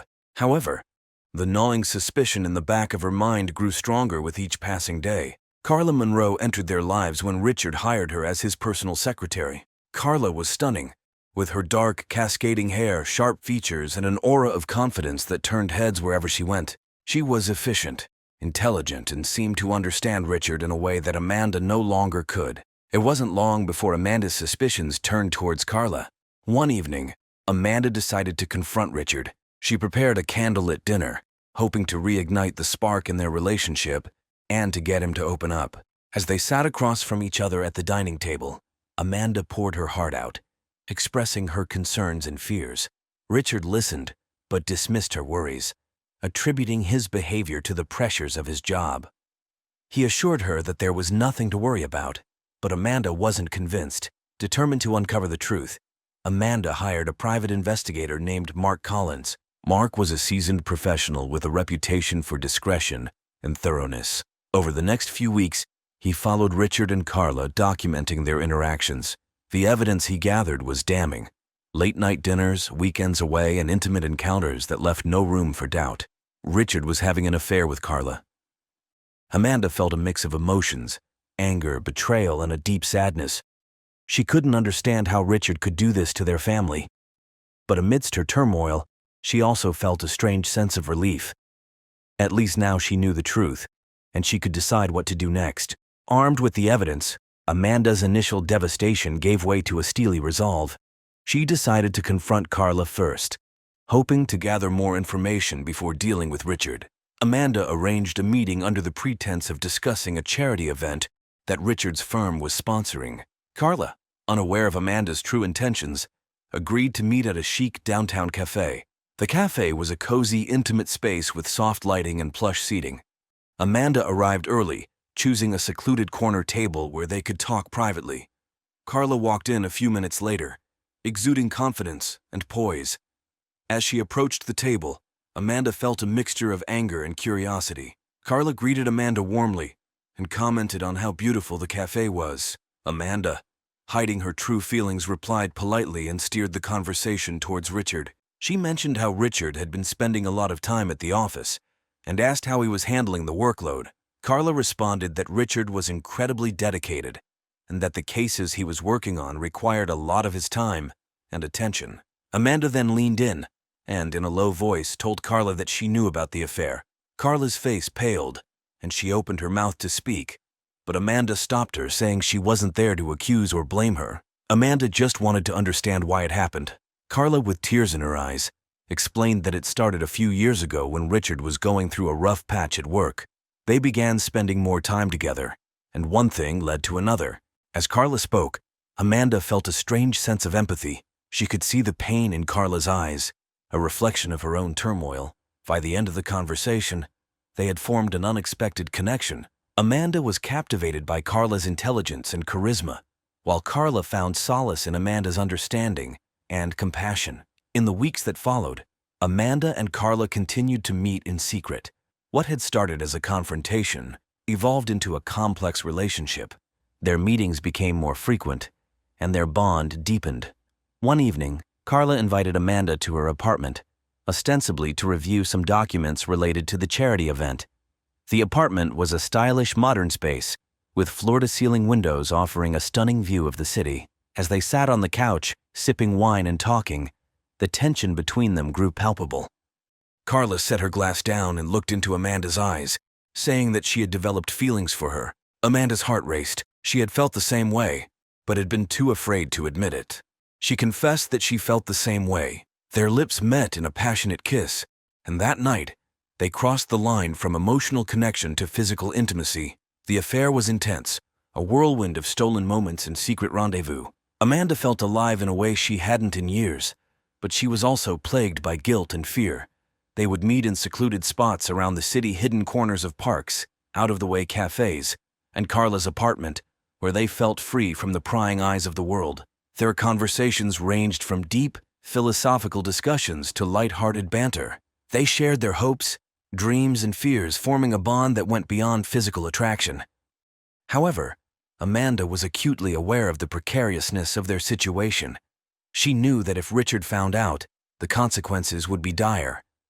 Despite this, she couldn't bring herself to end the affair. Carla had become an essential part of her life, filling a void that she hadn't realized existed. Richard's suspicions grew as he noticed Amanda's changed behavior. She was more distant, often lost in thought, and seemed to have a newfound sense of confidence. Richard's paranoia led him to install a hidden camera in Carla's apartment, suspecting that Amanda might have discovered his affair and was plotting against him. When Richard reviewed the footage and saw his wife with Carla, his rage and sense of betrayal reached a boiling point. He felt emasculated and humiliated, convinced that both women had conspired against him. Richard began to meticulously plan his revenge, determined to regain control over his life. One stormy night, Richard invited Amanda to his office under the pretense of wanting to discuss their relationship and find a way forward. Amanda, hopeful for reconciliation, agreed. As she entered Richard's dimly lit office, she was struck by the coldness in his eyes. Richard told Amanda to sit down, his voice devoid of emotion. Amanda took a seat, her heart pounding. She started to speak, but Richard cut her off, slamming a folder of photographs on the desk. He said he knew everything and knew about her and Carla. Amanda's eyes widened in shock as she looked at the incriminating photos. She pleaded with Richard to let her explain, but he was beyond reason. He lunged at Amanda, his hands closing around her throat. Amanda struggled, clawing at his hands, but Richard's grip was unrelenting. Her vision darkened, and within moments she was gone. Richard stood over Amanda's lifeless body, his mind a whirlwind of rage and confusion. He knew he had to act quickly to cover his tracks. He staged the scene to make it look like a robbery gone wrong, ransacking the office and scattering papers everywhere. He then drove to Carla's apartment, his anger boiling over. Carla was startled to see Richard at her door. She asked what he was doing there, her voice trembling. Richard pushed past her, his eyes wild with fury. He accused her of ruining everything and seducing his wife, destroying his family. Carla backed away, fear gripping her heart, and begged Richard to listen to her and understand that it wasn't like that. But Richard was beyond listening. He lunged at Carla, but she managed to evade him, grabbing a heavy vase and smashing it over his head. Richard staggered, momentarily disoriented. Carla seized the opportunity and fled. Running into the night with nothing but the clothes on her back, she ran through the rain-soaked streets, her mind racing with fear and confusion. She had to get as far away from Richard as possible. She knew that if he caught her, he would kill her. Carla reached the outskirts of town and found an old abandoned cabin. She slipped inside, her body trembling with adrenaline and terror. The next morning, Ethan Everwood found himself without a mother and soon without a father. Richard, attempting to cover his tracks, reported Amanda missing and fabricated an alibi for himself. However, the police quickly uncovered inconsistencies in his story. Amanda's body was discovered in Richard's office, and forensic evidence, along with Richard's erratic behavior, pointed to his guilt. He was arrested and later convicted of Amanda's murder, sentenced to life in prison without parole. Carla, meanwhile, had vanished without a trace. Her car was found abandoned at a rest stop, miles away from Belleville. There were rumors that she had fled the country, but no concrete evidence ever emerged. Some speculated she had started a new life under an assumed identity. Carla's disappearance puzzled many. Growing up in a household marked by religious fervor and violence, Carla had endured years of suppression and fear. Fleeing wasn't just an escape, it was a lifeline to freedom. She feared the repercussions of being discovered by her family, knowing all too well the horrors they could unleash upon her, driving her to vanish without a trace, leaving behind a life of oppression for one of uncertain liberty. Ethan, now orphaned, was taken in by Amanda's sister Lydia, who raised him with love and care. The Everwood home, once filled with laughter and love, stood silent, a stark reminder of the tragic events that had unfolded. Lydia did her best to create a stable environment for Ethan, but the shadow of his parents' tragedy loomed large over his childhood. She often wondered what kind of man Ethan would grow up to be, carrying the weight of such a dark legacy. Carla's escape was not without difficulty. She knew she had to leave Belleville and disappear completely. She had some cash saved up and used it to buy a bus ticket to the nearest big city. From there, she moved from place to place, using different names and taking on various odd jobs to survive. Her once confident and poised demeanor was replaced by constant anxiety and fear of being recognized. Carla found temporary solace in small towns, where she could blend into the background. She dyed her hair, changed her appearance, and avoided making close connections with anyone. Each time she felt someone might recognize her, she moved on. Her life became a series of temporary stays and fleeting moments of peace. She missed Amanda deeply, and often dreamed about their time together, the passion they shared and the plans they had made. In a small coastal town far from Belleville, Carla finally found a semblance of stability. She took on a job at a local diner, working long hours and keeping to herself. The town was quiet, and the people were friendly but respectful of her privacy. For the first time in months, Carla began to relax and let her guard down a little. She rented a small, modest apartment and tried to rebuild her life, though the fear of being discovered never entirely left her. Ethan, now a teenager, struggled with the burden of his family's dark history. He was a quiet, introspective boy, often lost in thought. Lydia did her best to provide a loving home, but Ethan couldn't escape the whispers and stares from those who knew about his parents. School was a challenge, with classmates either avoiding him or bullying him for his father's crime. Ethan found solace in books and spent hours at the local library, immersing himself in stories far removed from his reality. Lydia encouraged Ethan to pursue his interests, hoping to provide him with a positive outlet. He developed a passion for writing, pouring his emotions and experiences into his stories. His teachers noticed his talent and encouraged him to pursue a career in literature. Despite the darkness of his past, Ethan found hope in the future he could create for himself. One day, while browsing through old family photo albums, Ethan came across a photograph of his parents during happier times. They looked so in love, so full of life. He wondered how everything had gone so wrong.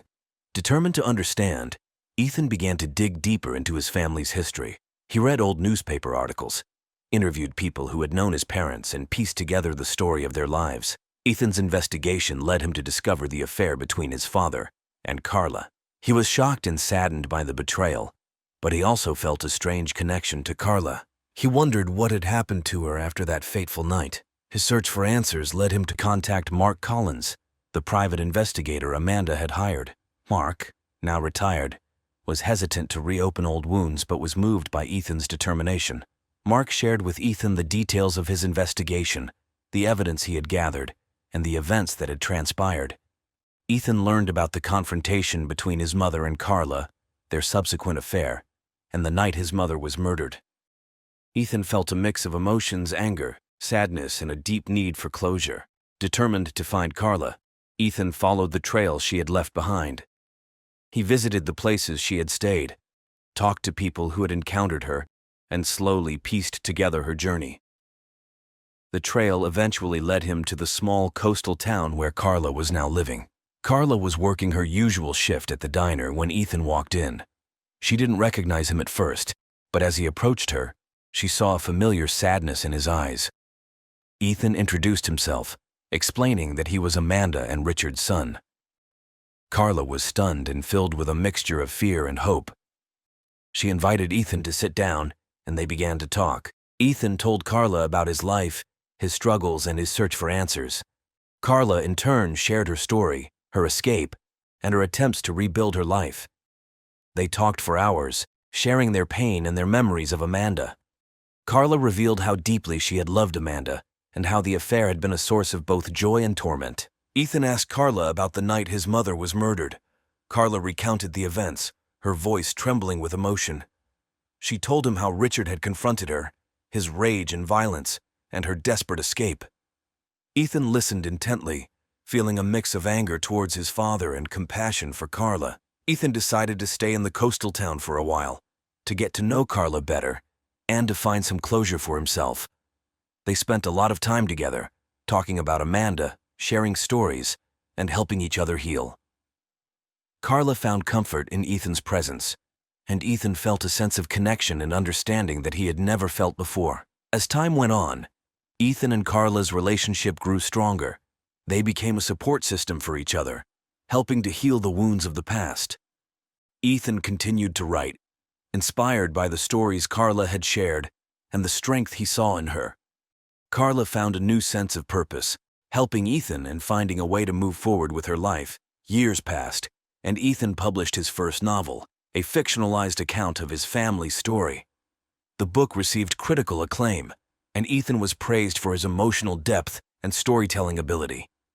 He dedicated the book to his mother, Amanda, and to Carla, who had shown him the importance of understanding and forgiveness. Carla, meanwhile, continued to live in the coastal town, finding peace and stability. She stayed in touch with Ethan, visiting him often and watching him grow into a successful writer. She found solace in the fact that she had been able to help Ethan find closure and that they had both found a way to move forward. The Everwood murders became a notorious case in Belleville, a cautionary tale of deceit, betrayal, and the devastating consequences of hidden passions. Amanda's art gained a lot of fame, her landscapes now imbued with a haunting beauty that drew admirers from afar.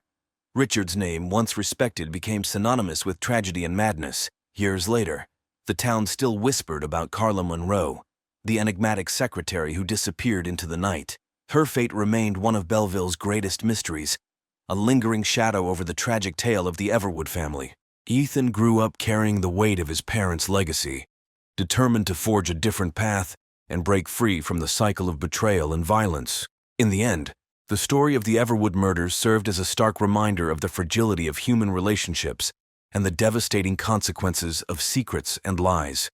It was a tale that would be told for generations, a dark chapter in the history of Belleville that would never be forgotten.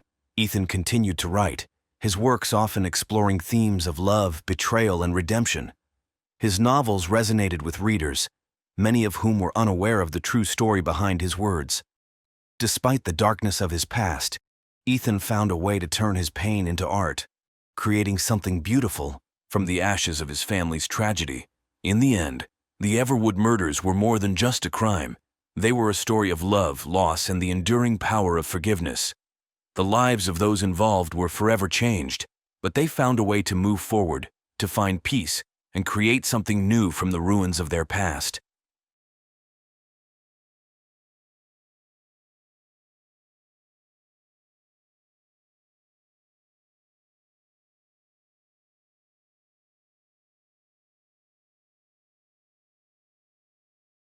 The Carson family lived in a picturesque suburban neighborhood, the kind with neatly trimmed lawns, white picket fences, and an aura of tranquility. Richard Carson, a well-respected accountant, and his wife, Sophia, a beloved elementary school teacher, seemed to embody the perfect American dream. They had 2 children, Anna and Tyler, who were the pride and joy of their parents. One crisp autumn morning, the facade of perfection shattered. Richard Carson returned home from a weekend fishing trip with his friends to find the house eerily silent. The usual warmth and cheer were absent, replaced by an unsettling stillness. He called out for Sophia but received no response. Anxiety gnawed at him as he climbed the stairs to their bedroom. The sight that greeted him was every husband's nightmare. Sophia lay motionless on the bed, her skin a pale hue that contrasted starkly with the dark dried blood staining the sheets. Richard's heart pounded as he rushed to her side, desperately trying to shake her awake. It was futile. Sophia was gone. Richard's frantic call to 911 brought the police and paramedics rushing to the scene. They confirmed what Richard already knew. Sophia Carson was dead. The initial investigation began, with officers combing through the house for clues. Richard was in shock, barely able to process the questions thrown his way. Detective Sarah McMillan, a seasoned investigator with a reputation for her keen instincts, took charge of the case. She quickly established that there were no signs of forced entry, suggesting that Sophia knew her attacker. As the investigation progressed, Richard's alibi was scrutinized. His fishing buddies corroborated his story, placing him miles away at the time of Sophia's death. The community was in disbelief. The Carsons had always appeared to be the perfect couple, deeply in love and committed to their family. But as the days passed, whispers of Richard's suspected infidelity began to surface. Sophia's best friend Laura mentioned that Sophia had confided in her about her fears that Richard was cheating. This revelation cast a shadow of suspicion over Richard, despite his solid alibi. The media quickly picked up the story, painting a picture of a troubled marriage and a potential crime of passion. The pressure mounted on the police to solve the case, but with Richard's airtight alibi, they were at a loss. It was then that Sophia's sister, Megan, decided to take matters into her own hands. She hired a private investigator, Jake Thompson, to dig deeper into Sophia's suspicions and uncover the truth behind her sister's death. Richard and Sophia Carson's love story began in high school. They were the quintessential sweethearts, inseparable and deeply in love. After graduation, they went to college together, got married, and started a family. Their life seemed like a fairy tale, filled with love, success, and 2 beautiful children. Richard's career as an accountant flourished, and Sophia found her calling as a teacher. They were well liked in their community, active in local events, and always seen together at neighborhood gatherings. But beneath the surface, Sophia harbored growing suspicions about her husband's fidelity. It started with small things: late nights at the office, unexplained phone calls, and Richard's increasing emotional distance. Sophia confided in her best friend Laura, sharing her fears and doubts. Laura advised her to confront Richard, but Sophia was hesitant. She didn't want to believe that the man she loved could betray her. As months turned into years, Sophia's suspicions deepened. She found herself checking Richard's phone when he wasn't looking, scrutinizing his behavior for any signs of infidelity. Her anxiety grew, casting a shadow over her once happy marriage. She often asked Laura if she was overreacting, but Laura could see the toll it was taking on her friend. One evening, Sophia found a lipstick stain on Richard's collar. It was the final straw. She confronted him, demanding the truth. Richard denied any wrongdoing, insisting that it was a misunderstanding. He claimed he was loyal and devoted, but Sophia couldn't shake the feeling that he was hiding something. Their arguments became more frequent and intense. Sophia felt trapped in a web of doubt and mistrust, while Richard grew increasingly frustrated with her accusations. In her darkest moments, Sophia wondered if she was losing her mind. She contemplated hiring a private investigator, but feared what she might discover. Instead, she continued to confide in Laura, who remained her steadfast support. Laura, concerned for her friend's well-being, suggested they document everything. Sophia began keeping a journal, recording every suspicious incident, every fight, and every moment of doubt. She hoped that if the truth ever came out, she would have the evidence to confront Richard once and for all. Sophia's sister, Megan, was also aware of the tensions in the Carson household. She had always been close to Sophia and noticed the changes in her demeanor. Megan urged Sophia to take action, but Sophia remained paralyzed by fear and uncertainty. As the months passed, Sophia's suspicions became an all-consuming obsession. She couldn't escape the nagging feeling that her husband was leading a double life. It was this unrelenting doubt that ultimately led Megan to hire Jake Thompson, determined to uncover the truth and bring justice for her sister. Detective Sarah McMillan's team worked tirelessly to piece together the events leading up to Sophia Carson's death. They interviewed family, friends, and neighbors, trying to build a profile of Sophia's life and the possible motives for her murder.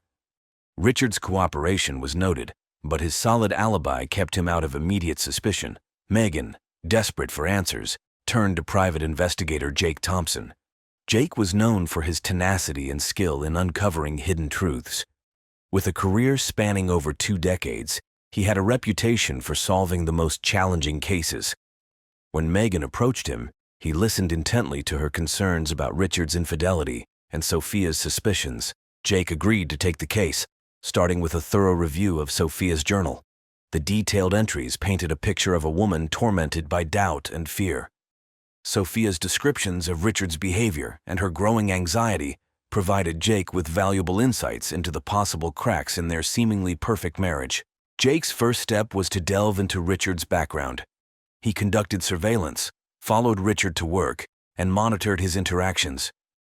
Richard appeared to be a devoted father and professional, but Jake knew better than to take things at face value. Interviews with Sophia's friends and colleagues revealed a woman who was deeply loved and respected. They spoke of her kindness, dedication to her students, and the love she had for her family.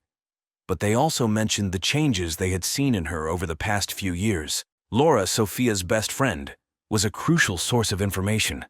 She shared the details of Sophia's fears and the confrontations she had with Richard.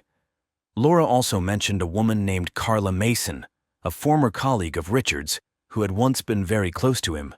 Sophia had always been wary of Carla, suspecting her of having an affair with Richard. Jake's investigation led him to Carla Mason. He dug into her background, uncovering a series of troubling details. Carla had a history of unstable relationships and a reputation for being manipulative.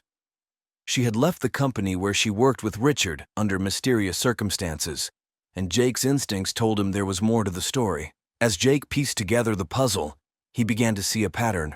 Carla's presence in Richard's life, Sophia's escalating suspicions, and the sudden violent end to Sophia's life were all connected. He knew he was onto something significant, but he needed concrete evidence to prove Carla's involvement. Jake intensified his surveillance on Carla, watching her every move. He interviewed her acquaintances, piecing together a profile of a woman driven by jealousy and obsession. It became clear that Carla harbored a deep resentment towards Sophia, viewing her as the obstacle to her happiness with Richard. With the pieces falling into place, Jake prepared to confront Carla, determined to uncover the truth and bring justice for Sophia Carson. Jake Thompson was no stranger to the darker side of human nature. With years of experience as a private investigator, he had seen it all: infidelity, fraud, even murder. But the Carson case had a complexity that intrigued him. As he delved deeper, the tangled web of deceit and betrayal began to unravel. Richard Carson, on the surface, was a model husband and father, but Jake's investigation revealed another side to him. Richard had indeed been unfaithful, and his affair with Carla Mason was more than a fleeting indiscretion. Carla Mason was a striking woman in her early 30s, with a magnetic presence that drew people to her. She had met Richard when they both worked at the same accounting firm. Their affair began innocently enough, with shared lunches and late-night conversations, but it quickly escalated into a passionate and clandestine relationship. Jake's surveillance provided him with the evidence he needed. He captured photos of Richard and Carla meeting in secret, their intimate moments betraying the depth of their connection. But it wasn't just the affair that caught Jake's attention. It was Carla's behavior. She was possessive, obsessive, and clearly driven by a desire to replace Sophia in Richard's life. Jake's investigation into Carla's past revealed a troubled history. She had grown up in a dysfunctional family, with a mother who was emotionally distant and a series of abusive relationships. These experiences had left Carla with deep emotional scars and a desperate need for validation and love. When she met Richard, she saw him as her ticket to a better life, a chance to escape her past and find happiness. But Carla's obsession with Richard took a dark turn when she realized he would never leave Sophia. Despite Richard's promises and assurances, he remained with his wife, further fueling Carla's resentment. She began to see Sophia as the obstacle standing between her and the life she desired. Her jealousy grew, and with it, a dangerous resolve. Jake's breakthrough came when he discovered a series of emails between Carla and Richard. In them, Carla expressed her frustration and anger, accusing Richard of leading her on and demanding that he leave Sophia. Richard's responses were apologetic, but non-committal, indicating his reluctance to abandon his family. One email in particular stood out. It was sent a week before Sophia's death. Carla had written a long emotional message, threatening to expose their affair if Richard didn't take action. She hinted at a plan to remove Sophia from the picture, a chilling foreshadowing of the tragedy that would soon unfold. Armed with this evidence, Jake intensified his efforts to link Carla directly to the crime. He interviewed her former colleagues and friends, uncovering a pattern of manipulative and unstable behavior. They described Carla as someone who would go to great lengths to get what she wanted, often using deceit and emotional manipulation to achieve her goals. One colleague in particular provided a crucial piece of information. He recalled a conversation with Carla where she had fantasized about a life with Richard, free from the constraints of his marriage. She had spoken with a chilling detachment about the possibility of Sophia disappearing, a comment that now took on a sinister significance. Jake knew he was close. He gathered all the evidence he had collected and prepared to confront Carla. He needed her to confess, to break under the weight of the truth. Carla Mason's affair with Richard Carson had started with innocent flirtation and grown into a full-blown obsession. She had fallen hard for Richard, seeing him as her escape from a life of loneliness and pain. But as their relationship deepened, so did her jealousy and desire to replace Sophia Carson. The affair began 3 years prior, at an office holiday party. Richard, charming and attentive, had noticed Carla sitting alone and struck up a conversation. They found common ground in their love for their work and shared frustrations about their personal lives. Richard confided in Carla about his strained marriage, while Carla shared her dreams of finding true love. Their connection was instant and electric. Soon they were meeting for lunches, then dinners, and finally secret rendezvous at hotels. Richard was careful to keep their affair hidden, but Carla's feelings for him grew stronger with each passing day. She fantasized about a future where they could be together openly, free from the constraints of his marriage. Carla's fantasies, however, were marred by the reality of Sophia's existence. Every time Richard went home to his wife, Carla's resentment festered. She started to view Sophia as the obstacle to her happiness, the barrier standing between her and the life she wanted with Richard. Carla's behavior became increasingly erratic. She would call Richard at all hours, demanding to know where he was and who he was with. She became possessive, monitoring his social media and showing up unannounced at his office. Richard, initially flattered by her attention, began to feel trapped by her neediness. The breaking point came when Carla discovered that Richard had lied to her about spending a weekend with Sophia. Enraged, she confronted him, demanding that he choose between her and his wife. Richard, caught off guard by her intensity, tried to calm her down. He promised he would leave Sophia, but deep down he knew he couldn't follow through. As Carla's obsession grew, so did her hatred for Sophia. She started to stalk her, learning her routines and habits. Carla would drive by the Carson house late at night, watching from the shadows as Sophia went about her life. Her anger boiled over as she saw the life she wanted being lived by another woman. Carla's plan to remove Sophia took shape over several months. She began to fantasize about ways to eliminate her rival, her thoughts growing darker and more dangerous. The email she sent to Richard, threatening to expose their affair, was a desperate attempt to force his hand. But when he failed to act, Carla decided to take matters into her own hands. On the night of the murder, Carla waited until she knew Richard was away on his fishing trip. She had meticulously planned every detail, from disabling the security cameras to ensuring she left no trace of her presence. She broke into the Carson house using a spare key Richard had given her, moving silently through the darkened rooms. Sophia was asleep when Carla entered the bedroom. The sight of her rival, peaceful and unaware, fueled Carla's rage. She approached the bed, a knife clutched tightly in her hand. Sophia woke up just as Carla lunged, but it was too late. The attack was swift and brutal, driven by years of pent-up anger and resentment. After the deed was done, Carla stood over Sophia's lifeless body, a mixture of triumph and horror washing over her. She had done it. She had removed the obstacle to her happiness. But as the adrenaline faded, the reality of her actions set in. She quickly wiped down the surfaces she had touched, making sure to leave no evidence behind. Then she slipped out of the house and disappeared into the night. Carla believed she had committed the perfect crime, but Jake Thompson's investigation unraveled her carefully constructed alibi.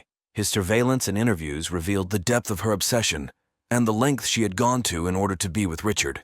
The evidence he gathered painted a chilling picture of a woman consumed by jealousy and willing to kill to get what she wanted.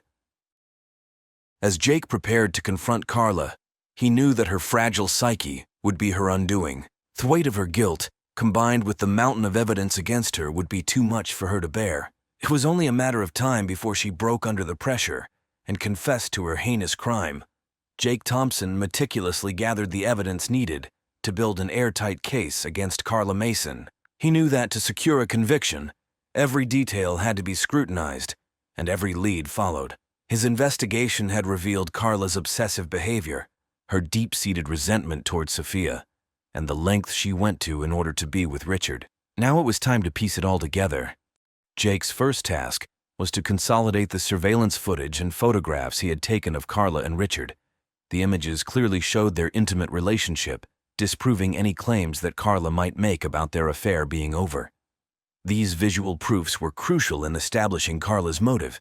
Next, Jake focused on the emails between Carla and Richard. The threatening messages Carla had sent, demanding that Richard leave Sophia or face the consequences, were damning evidence of her intent. Jake printed out the emails, highlighting the passages where Carla hinted at drastic measures if she didn't get her way. Jake also gathered testimonies from Carla's former colleagues and acquaintances. One witness, a close friend of Carla's, reluctantly shared a conversation they had just days before Sophia's murder. Carla had expressed a disturbing desire for Sophia to disappear, even making offhand remarks about how easy it would be to make it happen. This testimony painted a clear picture of Carla's premeditation. The most crucial piece of evidence, however, came from the crime scene itself. Jake had worked closely with Detective Sarah McMillan, sharing his findings and collaborating on the investigation. Forensic analysis revealed traces of Carla's DNA on the knife used to kill Sophia, as well as on the bedroom door handle. Despite her efforts to clean up, Carla had made critical mistakes that tied her directly to the murder. Jake and Sarah also discovered a partial fingerprint on the windowsill where Carla had entered the house. While it wasn't a complete match, it added to the mounting evidence against her. Jake knew that these physical proofs, combined with the digital and testimonial evidence, created a compelling case. With everything in place, Jake turned his attention to Carla's acquaintances. He interviewed neighbors, friends, and even casual acquaintances, piecing together a profile of a woman driven by desperation and jealousy. One neighbor recalled seeing Carla's car parked near the Carson house on several occasions, further corroborating her stalking behavior. The final piece of the puzzle came from a surprising source. Richard, racked with guilt and realizing the extent of Carla's obsession, agreed to cooperate fully with the investigation. He provided additional emails and messages from Carla, as well as his own account of their relationship. Richard's testimony was crucial in establishing the timeline and confirming Carla's motives. Jake presented his findings to Detective McMillan, who was impressed by the thoroughness of the investigation. Together, they compiled a detailed report outlining Carla's motives, actions, and the overwhelming evidence against her. The case was ready to go to trial. Carla was arrested at her apartment, her shocked expression revealing her belief that she had gotten away with murder. As the police led her away in handcuffs, Jake felt a sense of satisfaction. He had uncovered the truth and ensured that justice would be served for Sophia Carson. The legal proceedings were swift. Carla's defense tried to argue that she had been framed, but the evidence was irrefutable. The emails, the forensic evidence, and the testimonies painted a clear picture of a woman consumed by jealousy and willing to kill to achieve her desires. In the end, Carla was found guilty of first-degree murder. She was sentenced to life in prison without the possibility of parole. Richard's involvement, though not criminal, left a stain on his reputation and devastated his family. The Carson children, Anna and Tyler, faced a future without their mother and with a father whose actions had indirectly led to her death. In the quiet aftermath of the trial, those left behind struggled to find a sense of normalcy. The Carson family's once bright future was now overshadowed by loss and betrayal. Sophia's absence was a constant presence in their lives, a void that could never be filled. Megan, Sophia's sister, took on the role of guardian for Anna and Tyler. She moved into the Carson home, providing stability and support for the children. Megan's bond with her niece and nephew deepened as they navigated their shared grief. Together, they honored Sophia's memory, finding comfort in the love she had given them. Laura, Sophia's best friend, also played a crucial role in helping the family heal. She organized memorial events, celebrating Sophia's life and the impact she had on those around her. The community rallied together, offering support and love to the Carson children, ensuring they knew they were not alone. Richard, burdened by guilt and remorse, sought therapy to confront his actions and the consequences they had wrought. He knew he could never undo the pain he had caused, but he hoped to find a path to redemption. Richard's journey was one of self-reflection and accountability, a long and difficult process of coming to terms with his past. As the years passed, Anna and Tyler grew up, carrying with them the lessons of their mother's life and the strength of their Aunt Megan's love. They pursued their dreams, determined to honor Sophia's memory through their actions and achievements. The scars of their past remained, but they found ways to move forward, holding on to the positive memories of their family. The Carson case, with all its twists and tragedies, became a beacon of resilience for the community.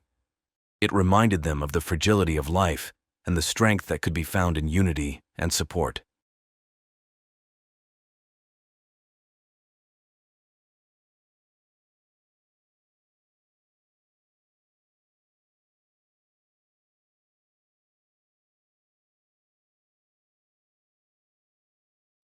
Emily Parker was born and raised in the quiet town of Maplewood, Ohio. Her parents, Richard and Ann Parker, were well-respected members of the community. Richard owned a local hardware store, while Ann was a nurse at the nearby hospital. Emily, the middle child with an older brother, Jack, and a younger sister, Sarah, was the apple of her parents' eyes. From an early age, Emily exhibited a zest for life. She was an exceptional student, excelling in her studies and participating in various extracurricular activities. Her passion for teaching emerged during her high school years, inspired by a history teacher who brought the past to life in vivid detail.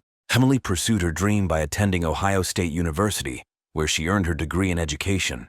After college, Emily returned to Maplewood and secured a teaching position at the local elementary school. Her dedication to her students was unparalleled. She often stayed late to help with after-school programs and tutored struggling students on weekends. Her colleagues admired her enthusiasm, and parents often requested her for their children's classes. Outside of her professional life, Emily had a wide range of interests. She loved hiking, photography, and reading historical novels. Her weekends were often spent exploring nature trails or curled up with a good book. Friends described her as warm, compassionate, and always ready to lend a helping hand. Emily met David Reynolds at a friend's wedding. He was charming, with a quick wit and an easy smile. David, a financial consultant from New York City, was visiting for the wedding. The attraction was immediate, and their whirlwind romance took everyone by surprise. David lavished Emily with attention, expensive gifts, and exotic trips. Their courtship was brief but intense, and within a year David proposed. Emily, swept off her feet by his charisma and the promise of a glamorous life, said yes. Her family and friends had mixed feelings about the rapid engagement. While they wanted to support Emily's happiness, they couldn't shake a sense of unease about David. He was always impeccably dressed, driving luxury cars and staying in upscale hotels, but his extravagant lifestyle seemed at odds with his modest background. Emily, however, was enamored and reassured everyone that David was her soulmate. Their wedding was a grand affair, held in a picturesque vineyard and attended by over 200 guests. Emily's friends from Maplewood and David's associates from New York mingled under fairy lights and sipped champagne, celebrating the union. As the newlyweds departed for their honeymoon in St. Lucia, no one could have predicted the dark turn their love story would take. David Reynolds was born and raised in Queens, New York. His parents, Thomas and Margaret Reynolds, struggled to make ends meet. Thomas worked as a mechanic, while Margaret held various part-time jobs to support their 3 children. David, the eldest, grew up with a strong drive to escape the financial hardships of his upbringing. From a young age, David exhibited a knack for numbers and a shrewd understanding of money. He excelled in school, earning a scholarship to New York University where he studied finance. David's ambition was evident. He spent his college years networking and securing internships at prestigious firms. His relentless work ethic paid off, and upon graduation, he landed a coveted position at a top financial consultancy. David quickly rose through the ranks, his talent for investment strategies and financial planning earning him a reputation as a rising star. His success afforded him a lifestyle he had always dreamed of: designer suits, high-end cars, and a luxury apartment in Manhattan. However, his professional success masked deeper issues. Colleagues often described David as charming but ruthless, willing to bend the rules to achieve his goals. David's personal life was equally complex. His charm attracted many women, but his relationships were often short-lived. He had a series of high-profile romances, each ending abruptly amid rumors of infidelity and deceit. Despite this, he maintained a polished public image, carefully curating his social media to portray a life of sophistication and success. When David met Emily Parker, she represented something different. Her genuine warmth and small-town innocence were a stark contrast to the superficial relationships he was accustomed to. To his friends, it seemed like David was truly in love for the first time. But as their relationship progressed, cracks began to appear. David's financial empire was not as solid as it seemed. Behind the scenes, he was entangled in risky investments and mounting debts. David's financial troubles were compounded by his extravagant spending habits. He kept these issues hidden from Emily, presenting only the image of a successful and devoted partner. His decision to propose was as much about securing a future with Emily as it was about seeking stability amid his growing financial chaos. Their wedding, though a joyous occasion, also marked the point where David's deceptions began to catch up with him. St. Lucia, with its lush landscapes and serene beaches, was the perfect backdrop for David and Emily's honeymoon. They stayed at an exclusive resort, their bungalow perched on the edge of a secluded cove. The first few days were filled with romantic dinners, sunset walks, and excursions to explore the island's natural beauty. Emily documented their adventures on social media, her posts filled with joy and excitement. On the night of Emily's disappearance, the couple dined at the resort's beachfront restaurant. The atmosphere was idyllic. Soft music played in the background, and tiki torches flickered in the gentle breeze. Fellow diners noticed the couple laughing and holding hands, seemingly in love.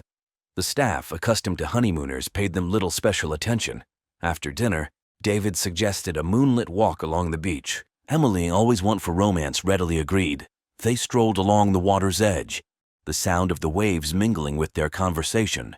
David later recounted that Emily had expressed a desire to take a swim.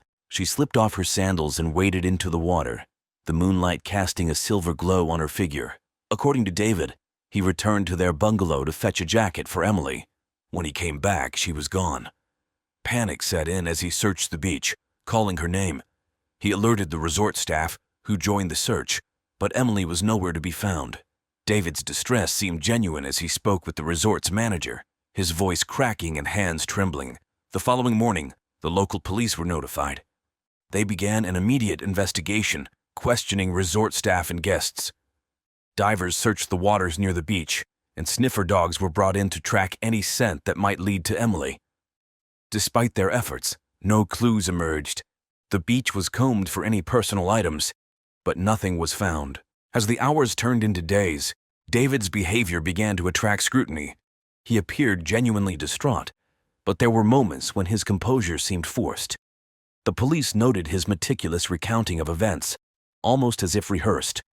Resort staff mentioned his insistence on calling his lawyer soon after Emily's disappearance, which struck them as odd. Witnesses provided conflicting accounts. Some recalled seeing the couple arguing earlier in the day, while others described them as affectionate. A few guests reported hearing raised voices from their bungalow the night before Emily vanished. The police were left with a puzzling mix of evidence and testimonies that painted an inconsistent picture of the couple's final hours together. As the investigation stalled, David's narrative was the only story available. His plea for information was broadcast on news networks, his tearful face becoming the public image of a grieving husband. Yet behind the scenes, Detective Hayes was piecing together a different story, one that hinted at a more sinister truth. Detective Hayes arrived at the resort, greeted by the tropical heat and the sight of tourists enjoying their vacations, seemingly unaware of the drama unfolding. His first step was to interview David Reynolds. Sitting across from him in the resort's lounge, Hayes observed David's demeanor carefully. The man seemed genuinely distraught, but there was an underlying tension that the seasoned detective couldn't ignore. David recounted the events of the night Emily disappeared, his voice steady but his eyes betraying a flicker of anxiety. Hayes listened intently, asking pointed questions about their activities, their relationship, and any possible reasons Emily might have had to leave suddenly. David's answers were consistent, but Hayes felt they were too polished, as if rehearsed. The detective then spoke with the resort staff and other guests. The accounts varied, some aligning with David's story while others contradicted it. A waitress at the restaurant mentioned that David seemed agitated during dinner, frequently checking his phone. A couple staying in a neighboring bungalow reported hearing an argument late at night, although they couldn't make out the words. Hayes' team searched the couple's bungalow and the surrounding area. They found Emily's belongings neatly packed, her passport and wallet untouched. Her phone was missing, presumably with her. A thorough examination of the beach yielded no new clues. The tide and weather had likely washed away any trace evidence. As the days passed, the investigation broadened. Hayes looked into David's background, finding a man who was both successful and secretive. His financial records revealed a troubling pattern. Despite his high-paying job, David was deep in debt. Large withdrawals from his accounts suggested a gambling problem, and several investments had failed spectacularly. Hayes interviewed David's colleagues and friends in New York, uncovering a different side of him. They described David as charming but unreliable, with a penchant for risky ventures and a history of romantic entanglements. One colleague, who requested anonymity, mentioned that David had recently been involved in a scandal at work, hinting at financial misconduct. The detectives' team also analyzed phone records and bank statements, uncovering a web of transactions that pointed to financial distress.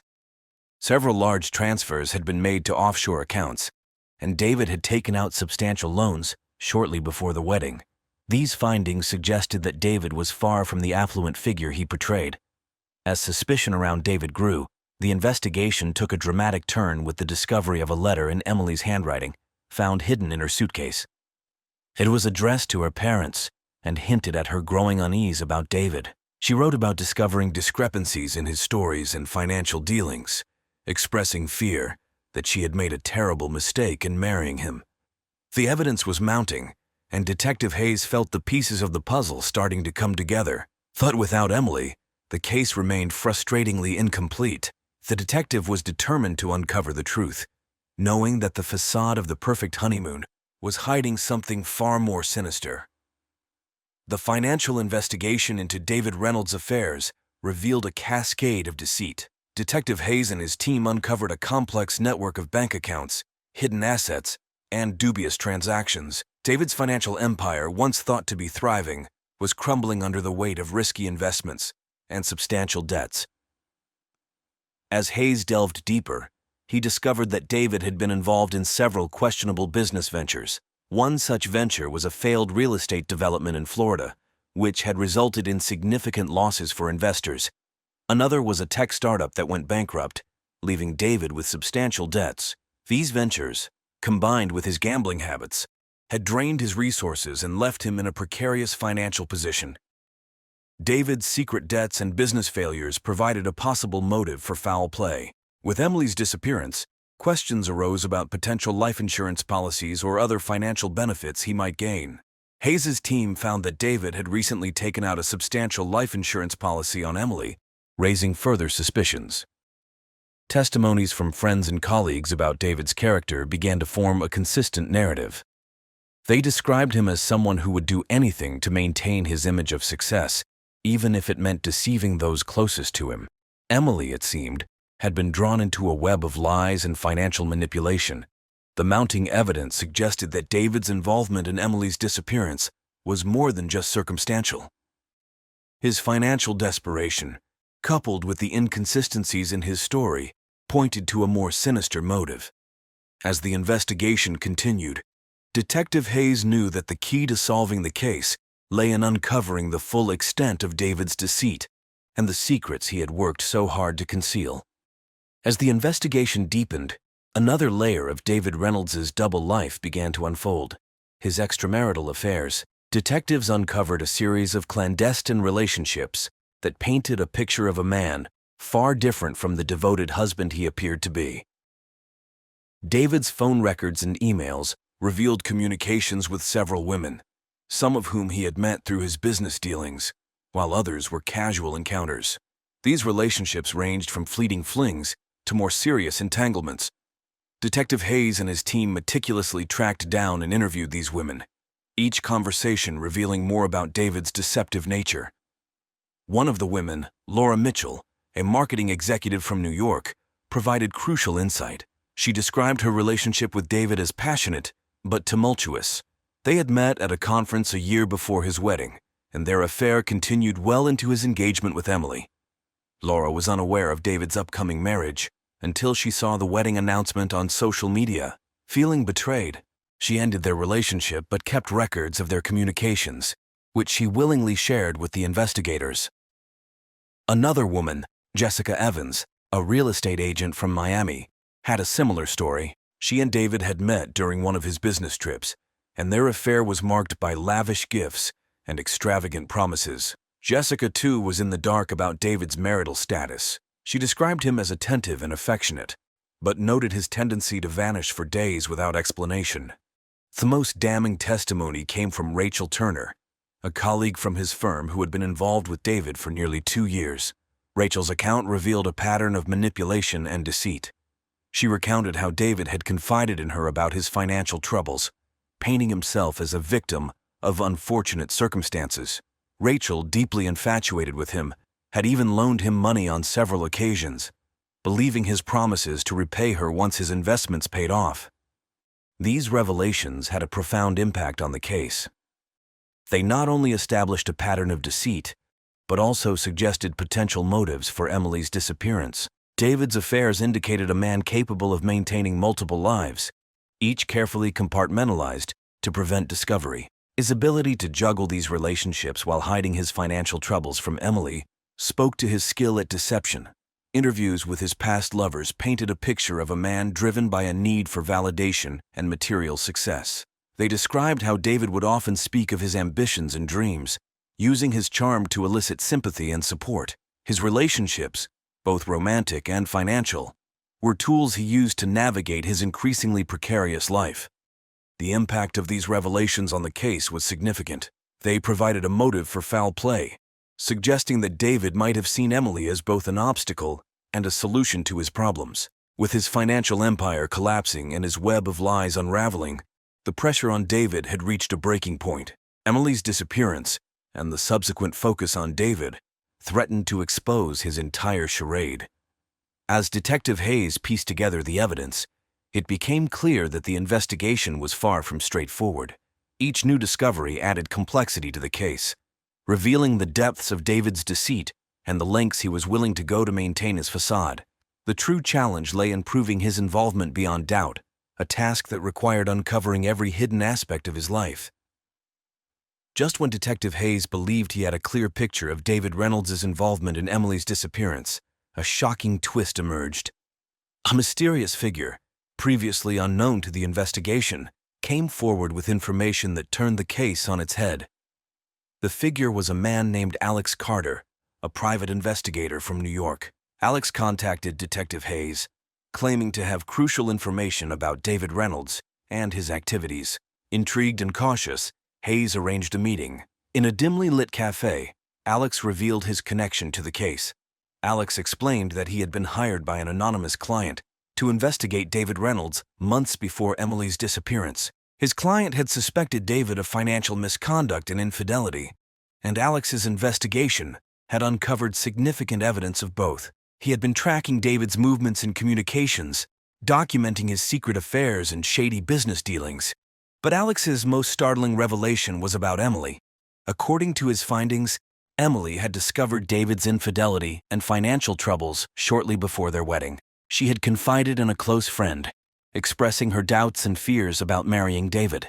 This friend, concerned for Emily's safety, had anonymously hired Alex to gather evidence, hoping to give Emily a way out of her situation. Alex provided Detective Hayes with a dossier of his findings, including photographs, financial records, and transcripts of conversations. One particularly damning piece of evidence was a recording of a conversation between David and an unknown associate discussing plans that hinted at foul play. The recording suggested that David had been plotting something sinister, although the details were vague. This new information complicated the case significantly. It introduced the possibility that Emily might have been aware of David's plans and had taken steps to protect herself. Detective Hayes considered the idea that Emily could have staged her disappearance to escape David's clutches, although the lack of concrete evidence made this theory difficult to prove. Hayes decided to re-interview everyone involved, armed with the new information. He spoke again with Emily's family and friends, uncovering more details about her state of mind before the wedding. Emily's best friend, Lisa, revealed that Emily had been increasingly anxious in the weeks leading up to the honeymoon. She had confided in Lisa about her fears and mentioned the anonymous tipster who had warned her about David. David's reaction to the reopened investigation was one of surprise and agitation. He denied any involvement in Emily's disappearance and dismissed the evidence provided by Alex Carter as fabrications. However, his growing frustration and inconsistent statements only added to the suspicion surrounding him. The twist in the case forced Detective Hayes to consider all possibilities. He intensified the search for Emily, exploring the idea that she might have gone into hiding. The investigation expanded to include airports, border crossings, and potential safe houses. The media coverage, once focused solely on David, began to speculate about Emily's fate and her possible role in the unfolding drama. As the investigation continued, Detective Hayes faced mounting pressure to solve the case. The new information from Alex Carter provided valuable leads, but it also complicated the narrative, making it harder to distinguish between victim and perpetrator. Hayes knew that the truth lay somewhere within the tangled web of deceit and betrayal, and he was determined to unravel it. The investigation into Emily Parker's disappearance stretched on for months, with Detective Hayes and his team following every lead, no matter how tenuous. The case had become a national obsession, with the media closely monitoring every development. Public opinion was divided. Some believed David Reynolds was guilty of foul play, while others speculated that Emily had staged her own disappearance to escape a troubled marriage. The breakthrough came unexpectedly. A hiker in a remote part of St. Lucia discovered a makeshift campsite hidden in the dense jungle. Among the belongings were items that matched the descriptions of Emily's possessions, including a distinctive bracelet she was known to wear. The discovery reignited the investigation, with search teams scouring the area for further clues. Eventually, they found Emily. She was alive but severely dehydrated and disoriented. Emily had indeed staged her disappearance, driven by fear and desperation, after uncovering David's deceit and feeling trapped in the marriage. She had fled into the jungle, intending to disappear entirely, but the harsh conditions had taken a toll on her health. Emily's rescue brought a mix of relief and outrage. While many were glad she was safe, questions about her actions and the trauma she endured dominated the public discourse. Detective Hayes interviewed Emily extensively, piecing together her story. She described the mounting pressure she felt after discovering David's infidelities and financial troubles. The anonymous tip from Alex Carter had been the final straw, prompting her to take drastic action. David Reynolds was arrested and charged with multiple crimes, including fraud, embezzlement, and conspiracy to commit harm. The evidence provided by Alex Carter, combined with Emily's testimony, built a strong case against him. During the trial, the full extent of David's deceit was laid bare. His financial empire had been a house of cards, supported by lies and illegal activities. The jury found him guilty on all counts, and he was sentenced to 10 years in prison. The aftermath of the case left lasting scars on everyone involved. Emily returned to Maplewood, where she began the long process of healing with the support of her family and friends. She became an advocate for domestic abuse victims, sharing her story to help others in similar situations. The media's fascination with her life eventually faded, but Emily remained a symbol of resilience and survival. Detective Hayes reflected on the case as one of the most challenging of his career. It had been a journey through layers of deception and human frailty, revealing the dark complexities of love, trust, and betrayal. The resolution, while not entirely satisfying, brought a measure of justice and closure to those affected. In the end, the case of Emily Parker's disappearance was a stark reminder that truth can be stranger than fiction, and that beneath the surface of seemingly perfect lives, there can lie a twisted web of secrets waiting to be uncovered.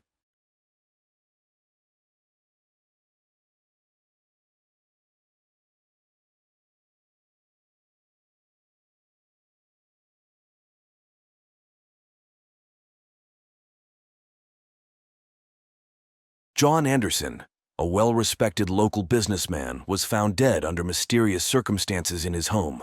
The news spread like wildfire, leaving the townspeople in shock and disbelief. John's body was discovered by his wife, Lisa Anderson, who called the police in a state of frantic distress. The scene that awaited the detectives was both perplexing and chilling. John lay motionless in the living room, with no visible signs of struggle or forced entry. The initial examination suggested a sudden and unexplained death, but something felt off to the seasoned investigators. Detective Sarah Miller and her partner, Detective James Carter, were assigned to the case. Both experienced and diligent, they knew that in a small town like Brooksville, everyone had their secrets, and sometimes those secrets could be deadly. As they began their investigation, the townsfolk watched with bated breath, eager to know what had happened to one of their own. Rumors began to swirl as the community speculated about the cause of John's untimely demise. Some whispered about his business dealings, while others hinted at personal troubles. Little did they know that the truth was far more sinister and tangled than they could ever imagine. As the detectives delved deeper into John's life and relationships, they uncovered a web of deceit, betrayal, and hidden motives that pointed to a shocking conclusion. John Anderson was a man of many facets. At 45, he had built a successful career as the owner of a local hardware store, Anderson's Supplies, which had been a staple in Brooksville for over 2 decades. Known for his generosity and commitment to the community, John was a beloved figure in town. He often donated to local charities and sponsored youth sports teams, earning him a reputation as a pillar of Brooksville society. Despite his public persona, those who knew John well were aware of his private struggles. His marriage to Lisa had been under strain for several years. The couple had met in college and married young, but over time the passion had waned, replaced by routine and occasional arguments. Friends described John as hardworking and dedicated, but also as someone who could be distant and absorbed in his work. John's last known activities painted a picture of a man entrenched in his routine. He had spent the previous day at his store, attending to customers and managing inventory. He left work at his usual time, stopped briefly at a local diner for a cup of coffee, and then headed home. Surveillance footage confirmed that he arrived at his house at 6:45 p.m. That evening, John had planned to spend a quiet night with Lisa, watching television and discussing their upcoming vacation. However, Lisa reported that John had complained of feeling unwell shortly after dinner. He had retired to the living room to rest, and that was the last time she saw him alive. When she went to check on him later, she found him unresponsive and called 911. The initial autopsy report was inconclusive. There were no obvious signs of trauma or foul play, and toxicology results were pending. Detectives Miller and Carter knew that they had to dig deeper into John's life. to uncover any potential clues that could explain his sudden death. They began by interviewing Lisa and those closest to John, hoping to piece together the events leading up to that fateful night. Lisa Anderson was the picture of grief when the detectives first interviewed her. At 42, she was a striking woman with auburn hair and piercing blue eyes, now red-rimmed from crying. Her distress seemed genuine, but Miller and Carter knew better than to take things at face value. They needed to understand her relationship with John and her potential role in his death. Lisa worked as a marketing manager for a local real estate firm, a job she had taken up after their 2 children, Jake and Emily, went off to college. Described by friends as outgoing and charismatic, Lisa was well liked in the community. However, some noted that her marriage to John had been rocky. There were rumors of arguments and a growing emotional distance between them. When questioned about the night of John's death, Lisa recounted her version of events with a tremor in her voice. She described how John had complained of feeling ill after dinner and had decided to lie down in the living room. She had given him some space, thinking he needed rest, and had gone upstairs to read. Hours later, when she didn't hear from him, she went downstairs and found him unresponsive. Lisa's reaction to John's death was complex. She expressed deep sorrow and a sense of loss, but also hinted at frustrations that had simmered beneath the surface of their marriage. She admitted that they had been going through a rough patch, but she insisted that she loved John and had hoped to work through their issues. As the detectives delved deeper, they noticed subtle inconsistencies in Lisa's statements. She seemed hesitant when discussing certain aspects of her relationship with John, and there were moments when her grief appeared almost performative. Miller and Carter decided to explore further, focusing on Lisa's personal life and relationships outside her marriage. Their investigation soon led them to Mark Benson, Lisa's co-worker. Initial inquiries revealed that Lisa and Mark had been spending a lot of time together, both in and out of the office. The nature of their relationship raised eyebrows, and the detective suspected that there was more to the story than Lisa had let on. With this new lead, they began to unravel the threads of an affair that would cast a dark shadow over John's death and point to possible motives that were previously unseen. Detectives Miller and Carter arrived at the Anderson residence the morning after John's body was discovered. The house, a modest 2-story home on Maple Street, was cordoned off with police tape. Forensic teams were already at work, meticulously combing through every inch of the property for clues. Miller, a seasoned detective with a keen eye for detail, started her examination in the living room where John's body had been found. The room was neat, almost eerily so. John lay on the couch, his face serene as if he were merely asleep. There were no signs of a struggle, no obvious wounds or marks on his body. The initial assessment by the medical examiner suggested that John had died of unknown causes, pending a full autopsy. Carter, Miller's partner, was outside speaking with the first responders. A burly man with a no-nonsense attitude, he had a knack for getting people to talk. He gathered statements from the paramedics and the patrol officers who had first arrived at the scene. None of them had seen anything out of the ordinary, and there were no immediate signs of forced entry or foul play. Inside, Miller turned her attention to Lisa, who sat at the kitchen table clutching a tissue. Lisa's hands trembled as she recounted the events of the previous night. Her story was consistent with what she had told the 911 operator. John had felt unwell, and she had left him to rest, only to find him unresponsive later. Miller noted the way Lisa's eyes darted around the room, avoiding direct contact. As they wrapped up their initial interviews, Miller and Carter spoke with several neighbors. Most described the Andersons as a quiet couple who kept to themselves. A few mentioned hearing arguments on occasion, but nothing that had raised significant alarm. One neighbor, Mrs. Evans, an elderly widow who lived next door, recalled seeing John the evening before. He had seemed his usual self, waving as he walked to his front door. Back at the station, the detectives reviewed their notes. They compiled a list of potential witnesses and persons of interest, starting with Lisa and expanding to friends, family, and co-workers. The preliminary evidence didn't point clearly in any direction, but Miller and Carter were determined to leave no stone unturned. Forensic analysis began to yield some results. The autopsy confirmed that John had not suffered from any external injuries. Toxicology tests, however, revealed trace amounts of a foreign substance in his system. This finding raised new questions about whether John's death was natural or if he had been deliberately poisoned. The detectives considered the possibility of an accidental overdose, but decided to focus on investigating any potential foul play. Meanwhile, Miller and Carter continued to scrutinize Lisa's behavior and background. They requested her phone records and financial statements, looking for any anomalies. Lisa's initial shock and sorrow seemed genuine, but the detectives knew that grief could mask many things. They needed to understand her motives, her relationships, and her state of mind in the weeks leading up to John's death. Their investigation soon took a critical turn when they discovered a series of text messages between Lisa and her coworker, Mark Benson. The messages hinted at a relationship that was far more intimate than just colleagues. This revelation provided a new perspective on the case and prompted the detectives to delve deeper into Lisa's affair with Mark, exploring how it might connect to John's untimely demise. The discovery of Lisa's affair with Mark Benson was a turning point in the investigation. The text messages between them were explicit and left little doubt about the nature of their relationship. Mark, a suave and charming man in his early 40s, worked with Lisa at the real estate firm, and it was clear that their connection went beyond professional boundaries. Detectives Miller and Carter decided to bring Lisa in for a second round of questioning.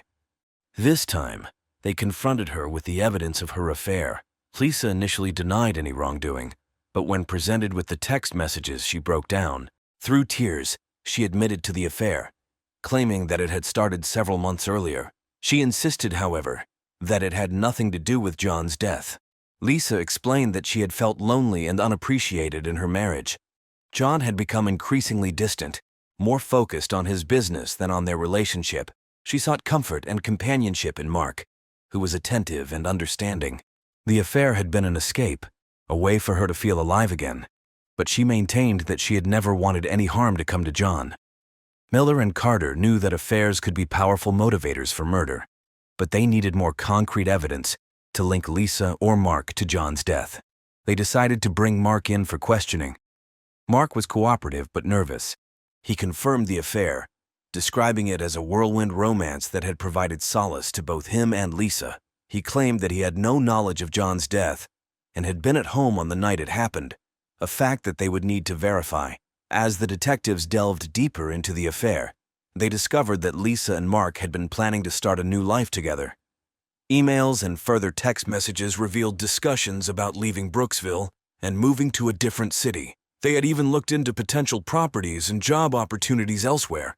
This painted a picture of a couple desperate to escape their current lives, raising further suspicions about their involvement in John's death. The affair added a layer of complexity to the case. Lisa's motive seemed clear. If she were free from her marriage, she could be with Mark without the stigma of divorce in their conservative community. However, Miller and Carter needed to establish a link between the affair and John's death. They began by re-examining the toxicology report, looking for any substances that could be traced back to Lisa or Mark. The detectives also started to scrutinize Mark's background more closely. They discovered that he had a history of financial troubles and had recently been involved in a legal dispute with a former employer. This revelation suggested that Mark might have had his own motives for wanting John out of the picture, particularly if he believed that Lisa could provide financial stability. With these new leads, Miller and Carter were determined to uncover the truth. They needed to build a case that connected the dots between the affair, the motives, and the opportunity for either Lisa or Mark to have orchestrated John's death. The stakes were high, and the pressure was mounting. But the detectives were resolute in their pursuit of justice. Mark Benson presented himself as a confident and composed individual, but under the scrutiny of the detectives, cracks began to appear in his facade. Mark was a real estate agent who had joined the same firm as Lisa a year prior. At 41, he was known for his charm and persuasive skills, which had earned him a reputation as one of the top agents in Brooksville. However, his personal life was far less stable. During his interview, Mark maintained that his relationship with Lisa was purely about mutual emotional support. He admitted to falling in love with her, but insisted that they had no plans to harm John. He claimed to have been at his apartment on the night of John's death, providing an alibi that the detectives would need to verify. As Miller and Carter dug into Mark's background, they found several red flags. Mark had moved to Brooksville after a series of failed business ventures in larger cities. He had accumulated significant debt and had been sued by a former business partner over a failed investment. Financial records showed that Mark was living beyond his means, struggling to keep up with his debts and maintain his lifestyle. Further investigation into Mark's phone records and emails revealed frequent, secretive communications with Lisa.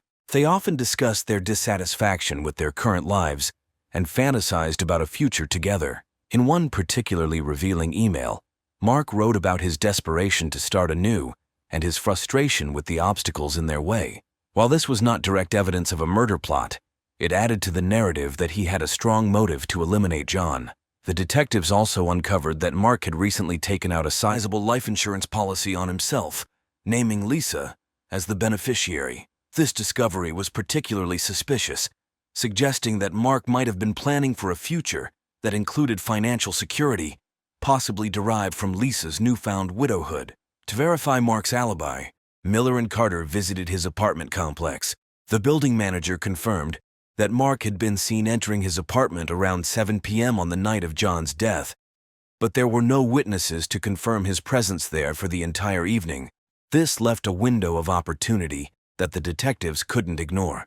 As they continued to interrogate Mark, his story began to show inconsistencies. He stumbled over details about his whereabouts and interactions with Lisa. Miller and Carter pressed harder, using psychological tactics to unsettle him.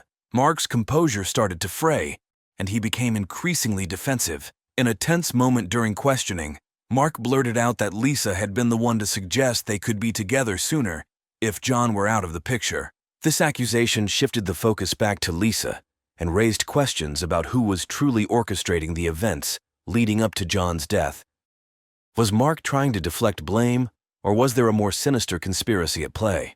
With both Lisa and Mark under intense scrutiny, the detectives faced the challenge of untangling a web of lies, motives, and opportunities. They needed more concrete evidence to determine whether one or both of them were responsible for John's death.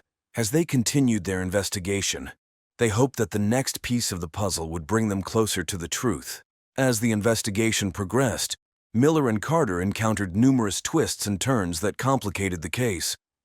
New evidence surfaced, leading them down unexpected paths and challenging their initial assumptions. Each revelation brought them closer to the truth, but also raised more questions. One such twist came when the toxicology report was finalized. The foreign substance found in John's system was identified as a rare, fast-acting poison. This poison was not something one could easily acquire, pointing to a premeditated act rather than an accidental overdose. The detectives now had concrete evidence that John's death was a murder, and they needed to find out who had access to such a substance. Their inquiries led them to a local pharmacy where the poison had been purchased. The pharmacist remembered selling the substance to a man matching Mark's description, but there was no solid proof linking Mark directly to the purchase. This added another layer of suspicion, but was not enough to make an arrest. While following up on the lead at the pharmacy, the detectives received an anonymous tip. The caller claimed to have seen Lisa meeting with a man in a secluded park shortly before John's death. This information suggested that Lisa might have been plotting something clandestine, possibly involving Mark. The detectives traced the call, but found that it originated from a disposable phone, making it impossible to identify the source. Simultaneously, a surprising piece of evidence emerged from John's business dealings. Financial records indicated that John had recently transferred a significant sum of money to an unknown account. Further investigation revealed that this account belonged to a private investigator named Alex Thompson. When questioned, Thompson disclosed that John had hired him to follow Lisa, suspecting her of infidelity. This revelation painted a picture of a man who was not only aware of his wife's affair, but also taking steps to gather evidence. The private investigator's report included photos and detailed logs of Lisa's meetings with Mark. These documents confirmed the affair, but also contained troubling information about Lisa's behavior. According to Thompson, Lisa had been acting erratically in recent weeks, frequently discussing her unhappiness and expressing anger towards John. In one recorded conversation, she mentioned feeling trapped and hinted at wanting to escape her marriage by any means necessary. This new evidence prompted Miller and Carter to reevaluate their approach. They decided to conduct a thorough search of the Anderson home, hoping to find something that might link Lisa or Mark directly to the murder. During the search, they discovered a hidden compartment in Lisa's closet, containing vials of the same rare poison found in John's system. This discovery was damning, and suggested Lisa's direct involvement in the crime. Confronted with this evidence, Lisa's demeanor shifted. She became defensive and hostile, accusing the detectives of trying to frame her. She insisted that she had no knowledge of the poison and that someone must have planted it to incriminate her. However, just as the detectives felt they were closing in on a resolution, another twist emerged. Mark Benson came forward with new information, claiming that Lisa had manipulated him into helping her acquire the poison. He provided emails and messages in which Lisa discussed her plan to poison John, making it appear as though Mark was a reluctant accomplice rather than the mastermind. With conflicting stories from Lisa and Mark, Miller and Carter faced a complex challenge. They needed to determine who was telling the truth and who was orchestrating a cover-up. The investigation had revealed a tangled web of deceit, motives, and opportunities, but the exact sequence of events leading to John's death remained elusive. Conversely, Mark's narrative painted him as a pawn in Lisa's scheme. He described how Lisa had gradually introduced the idea of poisoning John, making it seem like a desperate measure to free herself from an unbearable situation. He admitted to helping her obtain the poison, but insisted that he had never intended for John to die. His portrayal of Lisa as the mastermind added another layer of complexity to the case. To uncover the truth, the detectives decided to conduct a final round of intense interrogations. They hoped to catch one or both suspects in a lie, or reveal inconsistencies that could break the case wide open. Miller and Carter knew that the key to solving the murder lay in understanding the true nature of the relationship between Lisa and Mark and the depth of their motives. In a tense interview, Lisa finally broke down. She admitted that she had felt trapped in her marriage and saw no way out other than eliminating John. However, she insisted that Mark had been an active participant, encouraging her to go through with the plan. Her confession provided crucial insight into her state of mind and her willingness to commit murder to achieve her goals. With this new information, the detectives turned their attention back to Mark. They confronted him with Lisa's confession, hoping to provoke a reaction. Mark, realizing that his attempts to deflect blame were failing, began to unravel. He confessed to helping Lisa, but maintained that she had manipulated him from the start. The confessions from both suspects provided a clearer picture of the motives and events leading up to John's death. The detectives now had to piece together the final puzzle and determine how to proceed with arrests and charges, ensuring that justice would be served. The breakthrough in the case came when the detectives re-examined the timeline and physical evidence one last time. They discovered a crucial piece of evidence that had initially been overlooked: a security camera from a neighbor's house that captured a portion of the Andersons' backyard. The footage revealed Mark entering the Anderson home on the night of John's death, contradicting his alibi and providing a direct link between him and the crime scene. The jury deliberated for several days before returning a guilty verdict for both Lisa and Mark. Lisa was sentenced to life in prison without the possibility of parole, while Mark received a slightly lesser sentence due to his perceived secondary role in the crime. The community of Brooksville was left to grapple with the aftermath of the tragedy, but there was a sense of closure as justice had been served.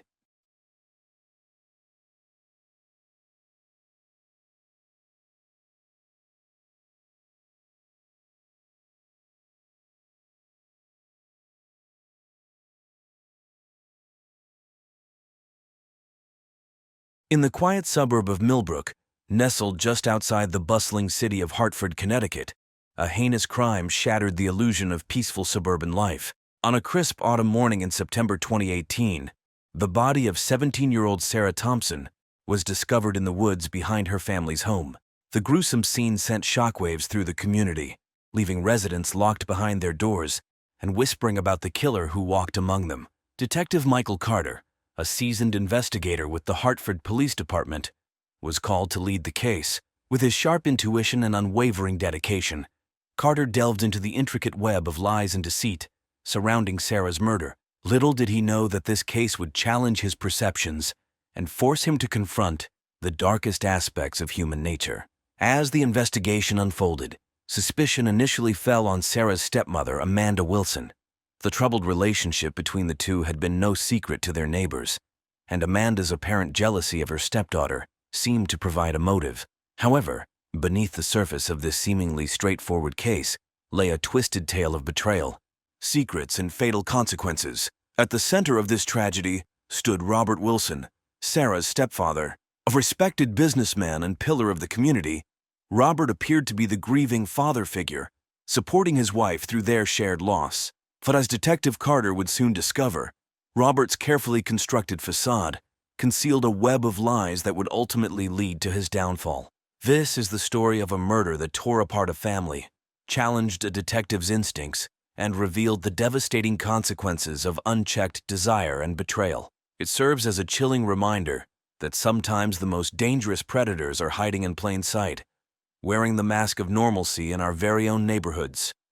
Sarah Thompson was a vibrant and promising young woman whose life was cut tragically short just weeks before her 18th birthday.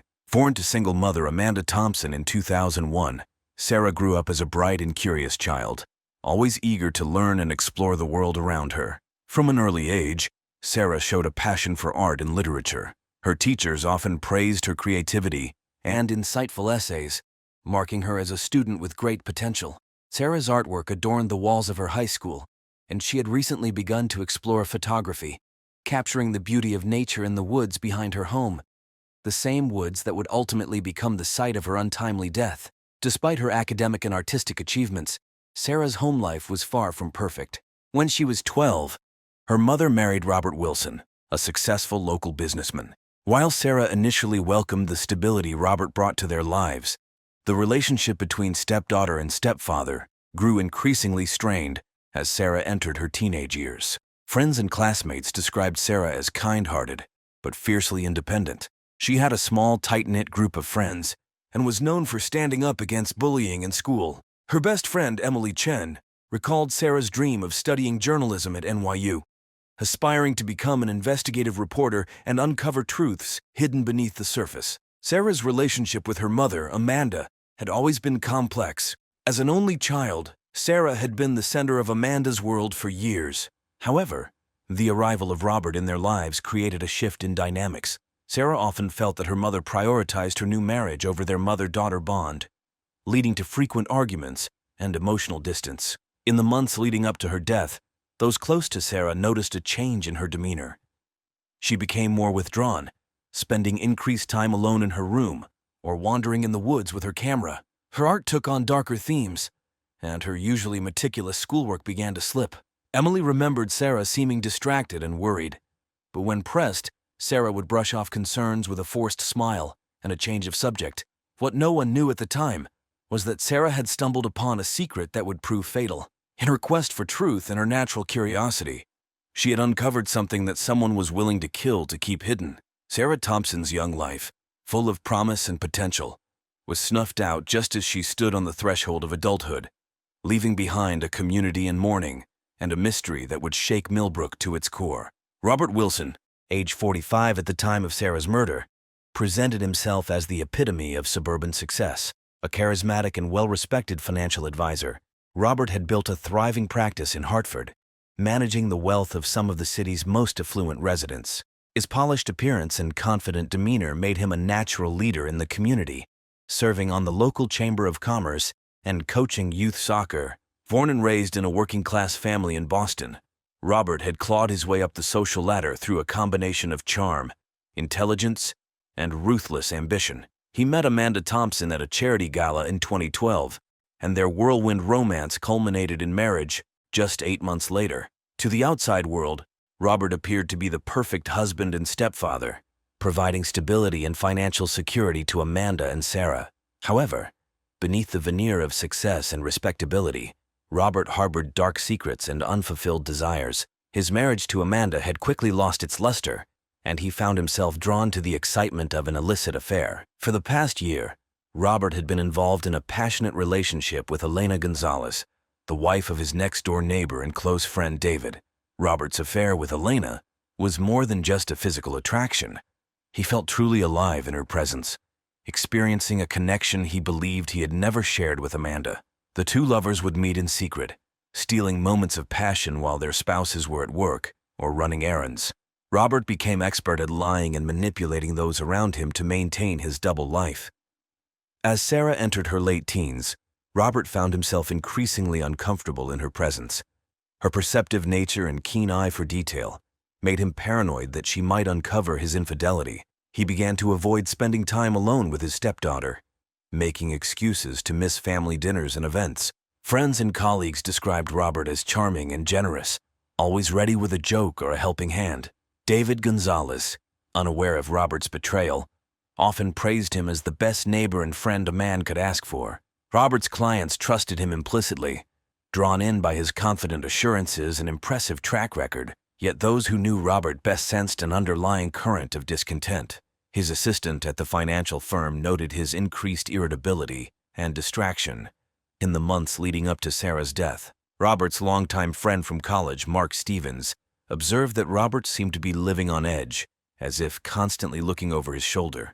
Little did anyone suspect that behind Robert Wilson's carefully crafted image lay a man capable of unspeakable acts, driven by desperation to protect his secrets and preserve his way of life at any cost. The grisly discovery was made on the morning of September 15, 2018, by a jogger on his usual trail through the woods behind the Wilson residence. The body of Sarah Thompson lay partially concealed beneath a pile of leaves and branches, a crude attempt at concealment that did little to hide the horrific nature of the crime. Detective Michael Carter arrived on the scene within the hour, his experienced eye taking in every detail. Sarah's body showed signs of a violent struggle. Bruises marred her arms and face, and defensive wounds on her hands indicated she had fought desperately for her life. The cause of death was immediately apparent, a jagged wound across her throat, likely inflicted with a serrated blade. As the forensics team combed the area for evidence, Carter noted several key details. Sarah's camera, which friends claimed she always carried on her woodland excursions, was missing. Drag marks and disturbed vegetation suggested the body had been moved from the initial site of the attack, possibly in an attempt to hide it from immediate discovery. Perhaps most tellingly, there were no signs of sexual assault, leading Carter to suspect that the motive for the murder was personal rather than opportunistic. The brutality of the attack pointed to a crime of passion, someone who knew Sarah and had been driven to a moment of uncontrollable rage. As news of the murder spread, the once peaceful community of Millbrook descended into a state of fear and suspicion. Neighbors who had previously left their doors unlocked now double-checked their security systems. Parents kept their children indoors, and the woods that had once been a place of recreation became a no-go zone, cordoned off with yellow police tape. Detective Michael Carter, a 20-year veteran of the Hartford Police Department, took charge of the investigation with a grim determination. Known for his meticulous approach and uncanny ability to see connections others missed, Carter had solved some of the department's most challenging cases. As he stood in the Wilsons' living room, surveying the family photos on the mantel, he knew this case would test him like never before.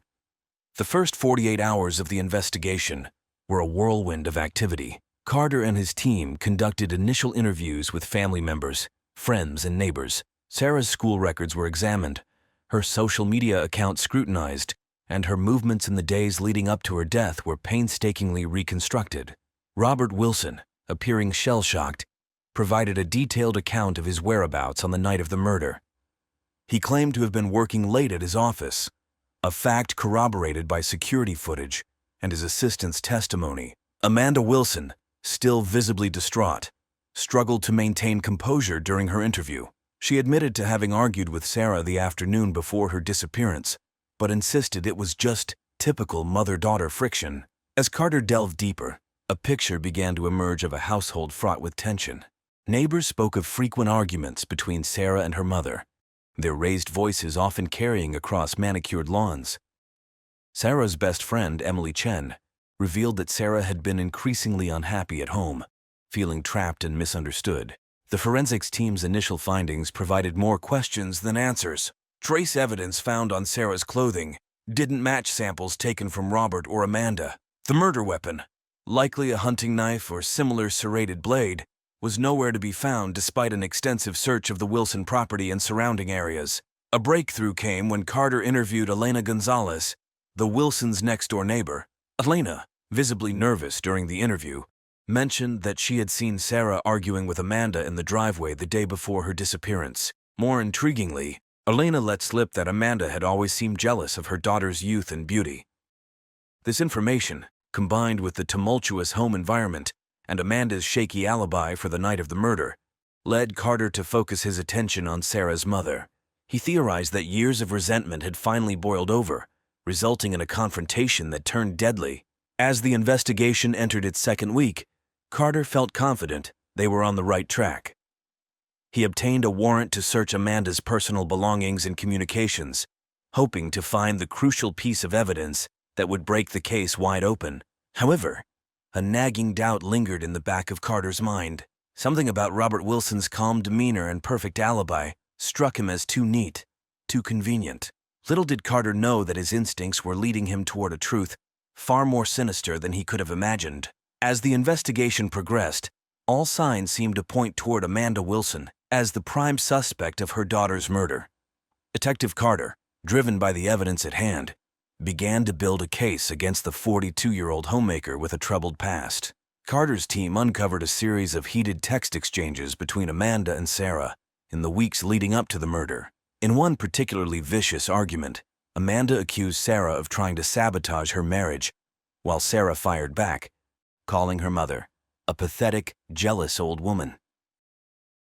These digital breadcrumbs seemed to support the theory of a family dynamic that had reached a breaking point. Further fueling suspicion was Amanda's behavior in the aftermath of Sarah's death. While initially distraught, she quickly became defensive and evasive during questioning.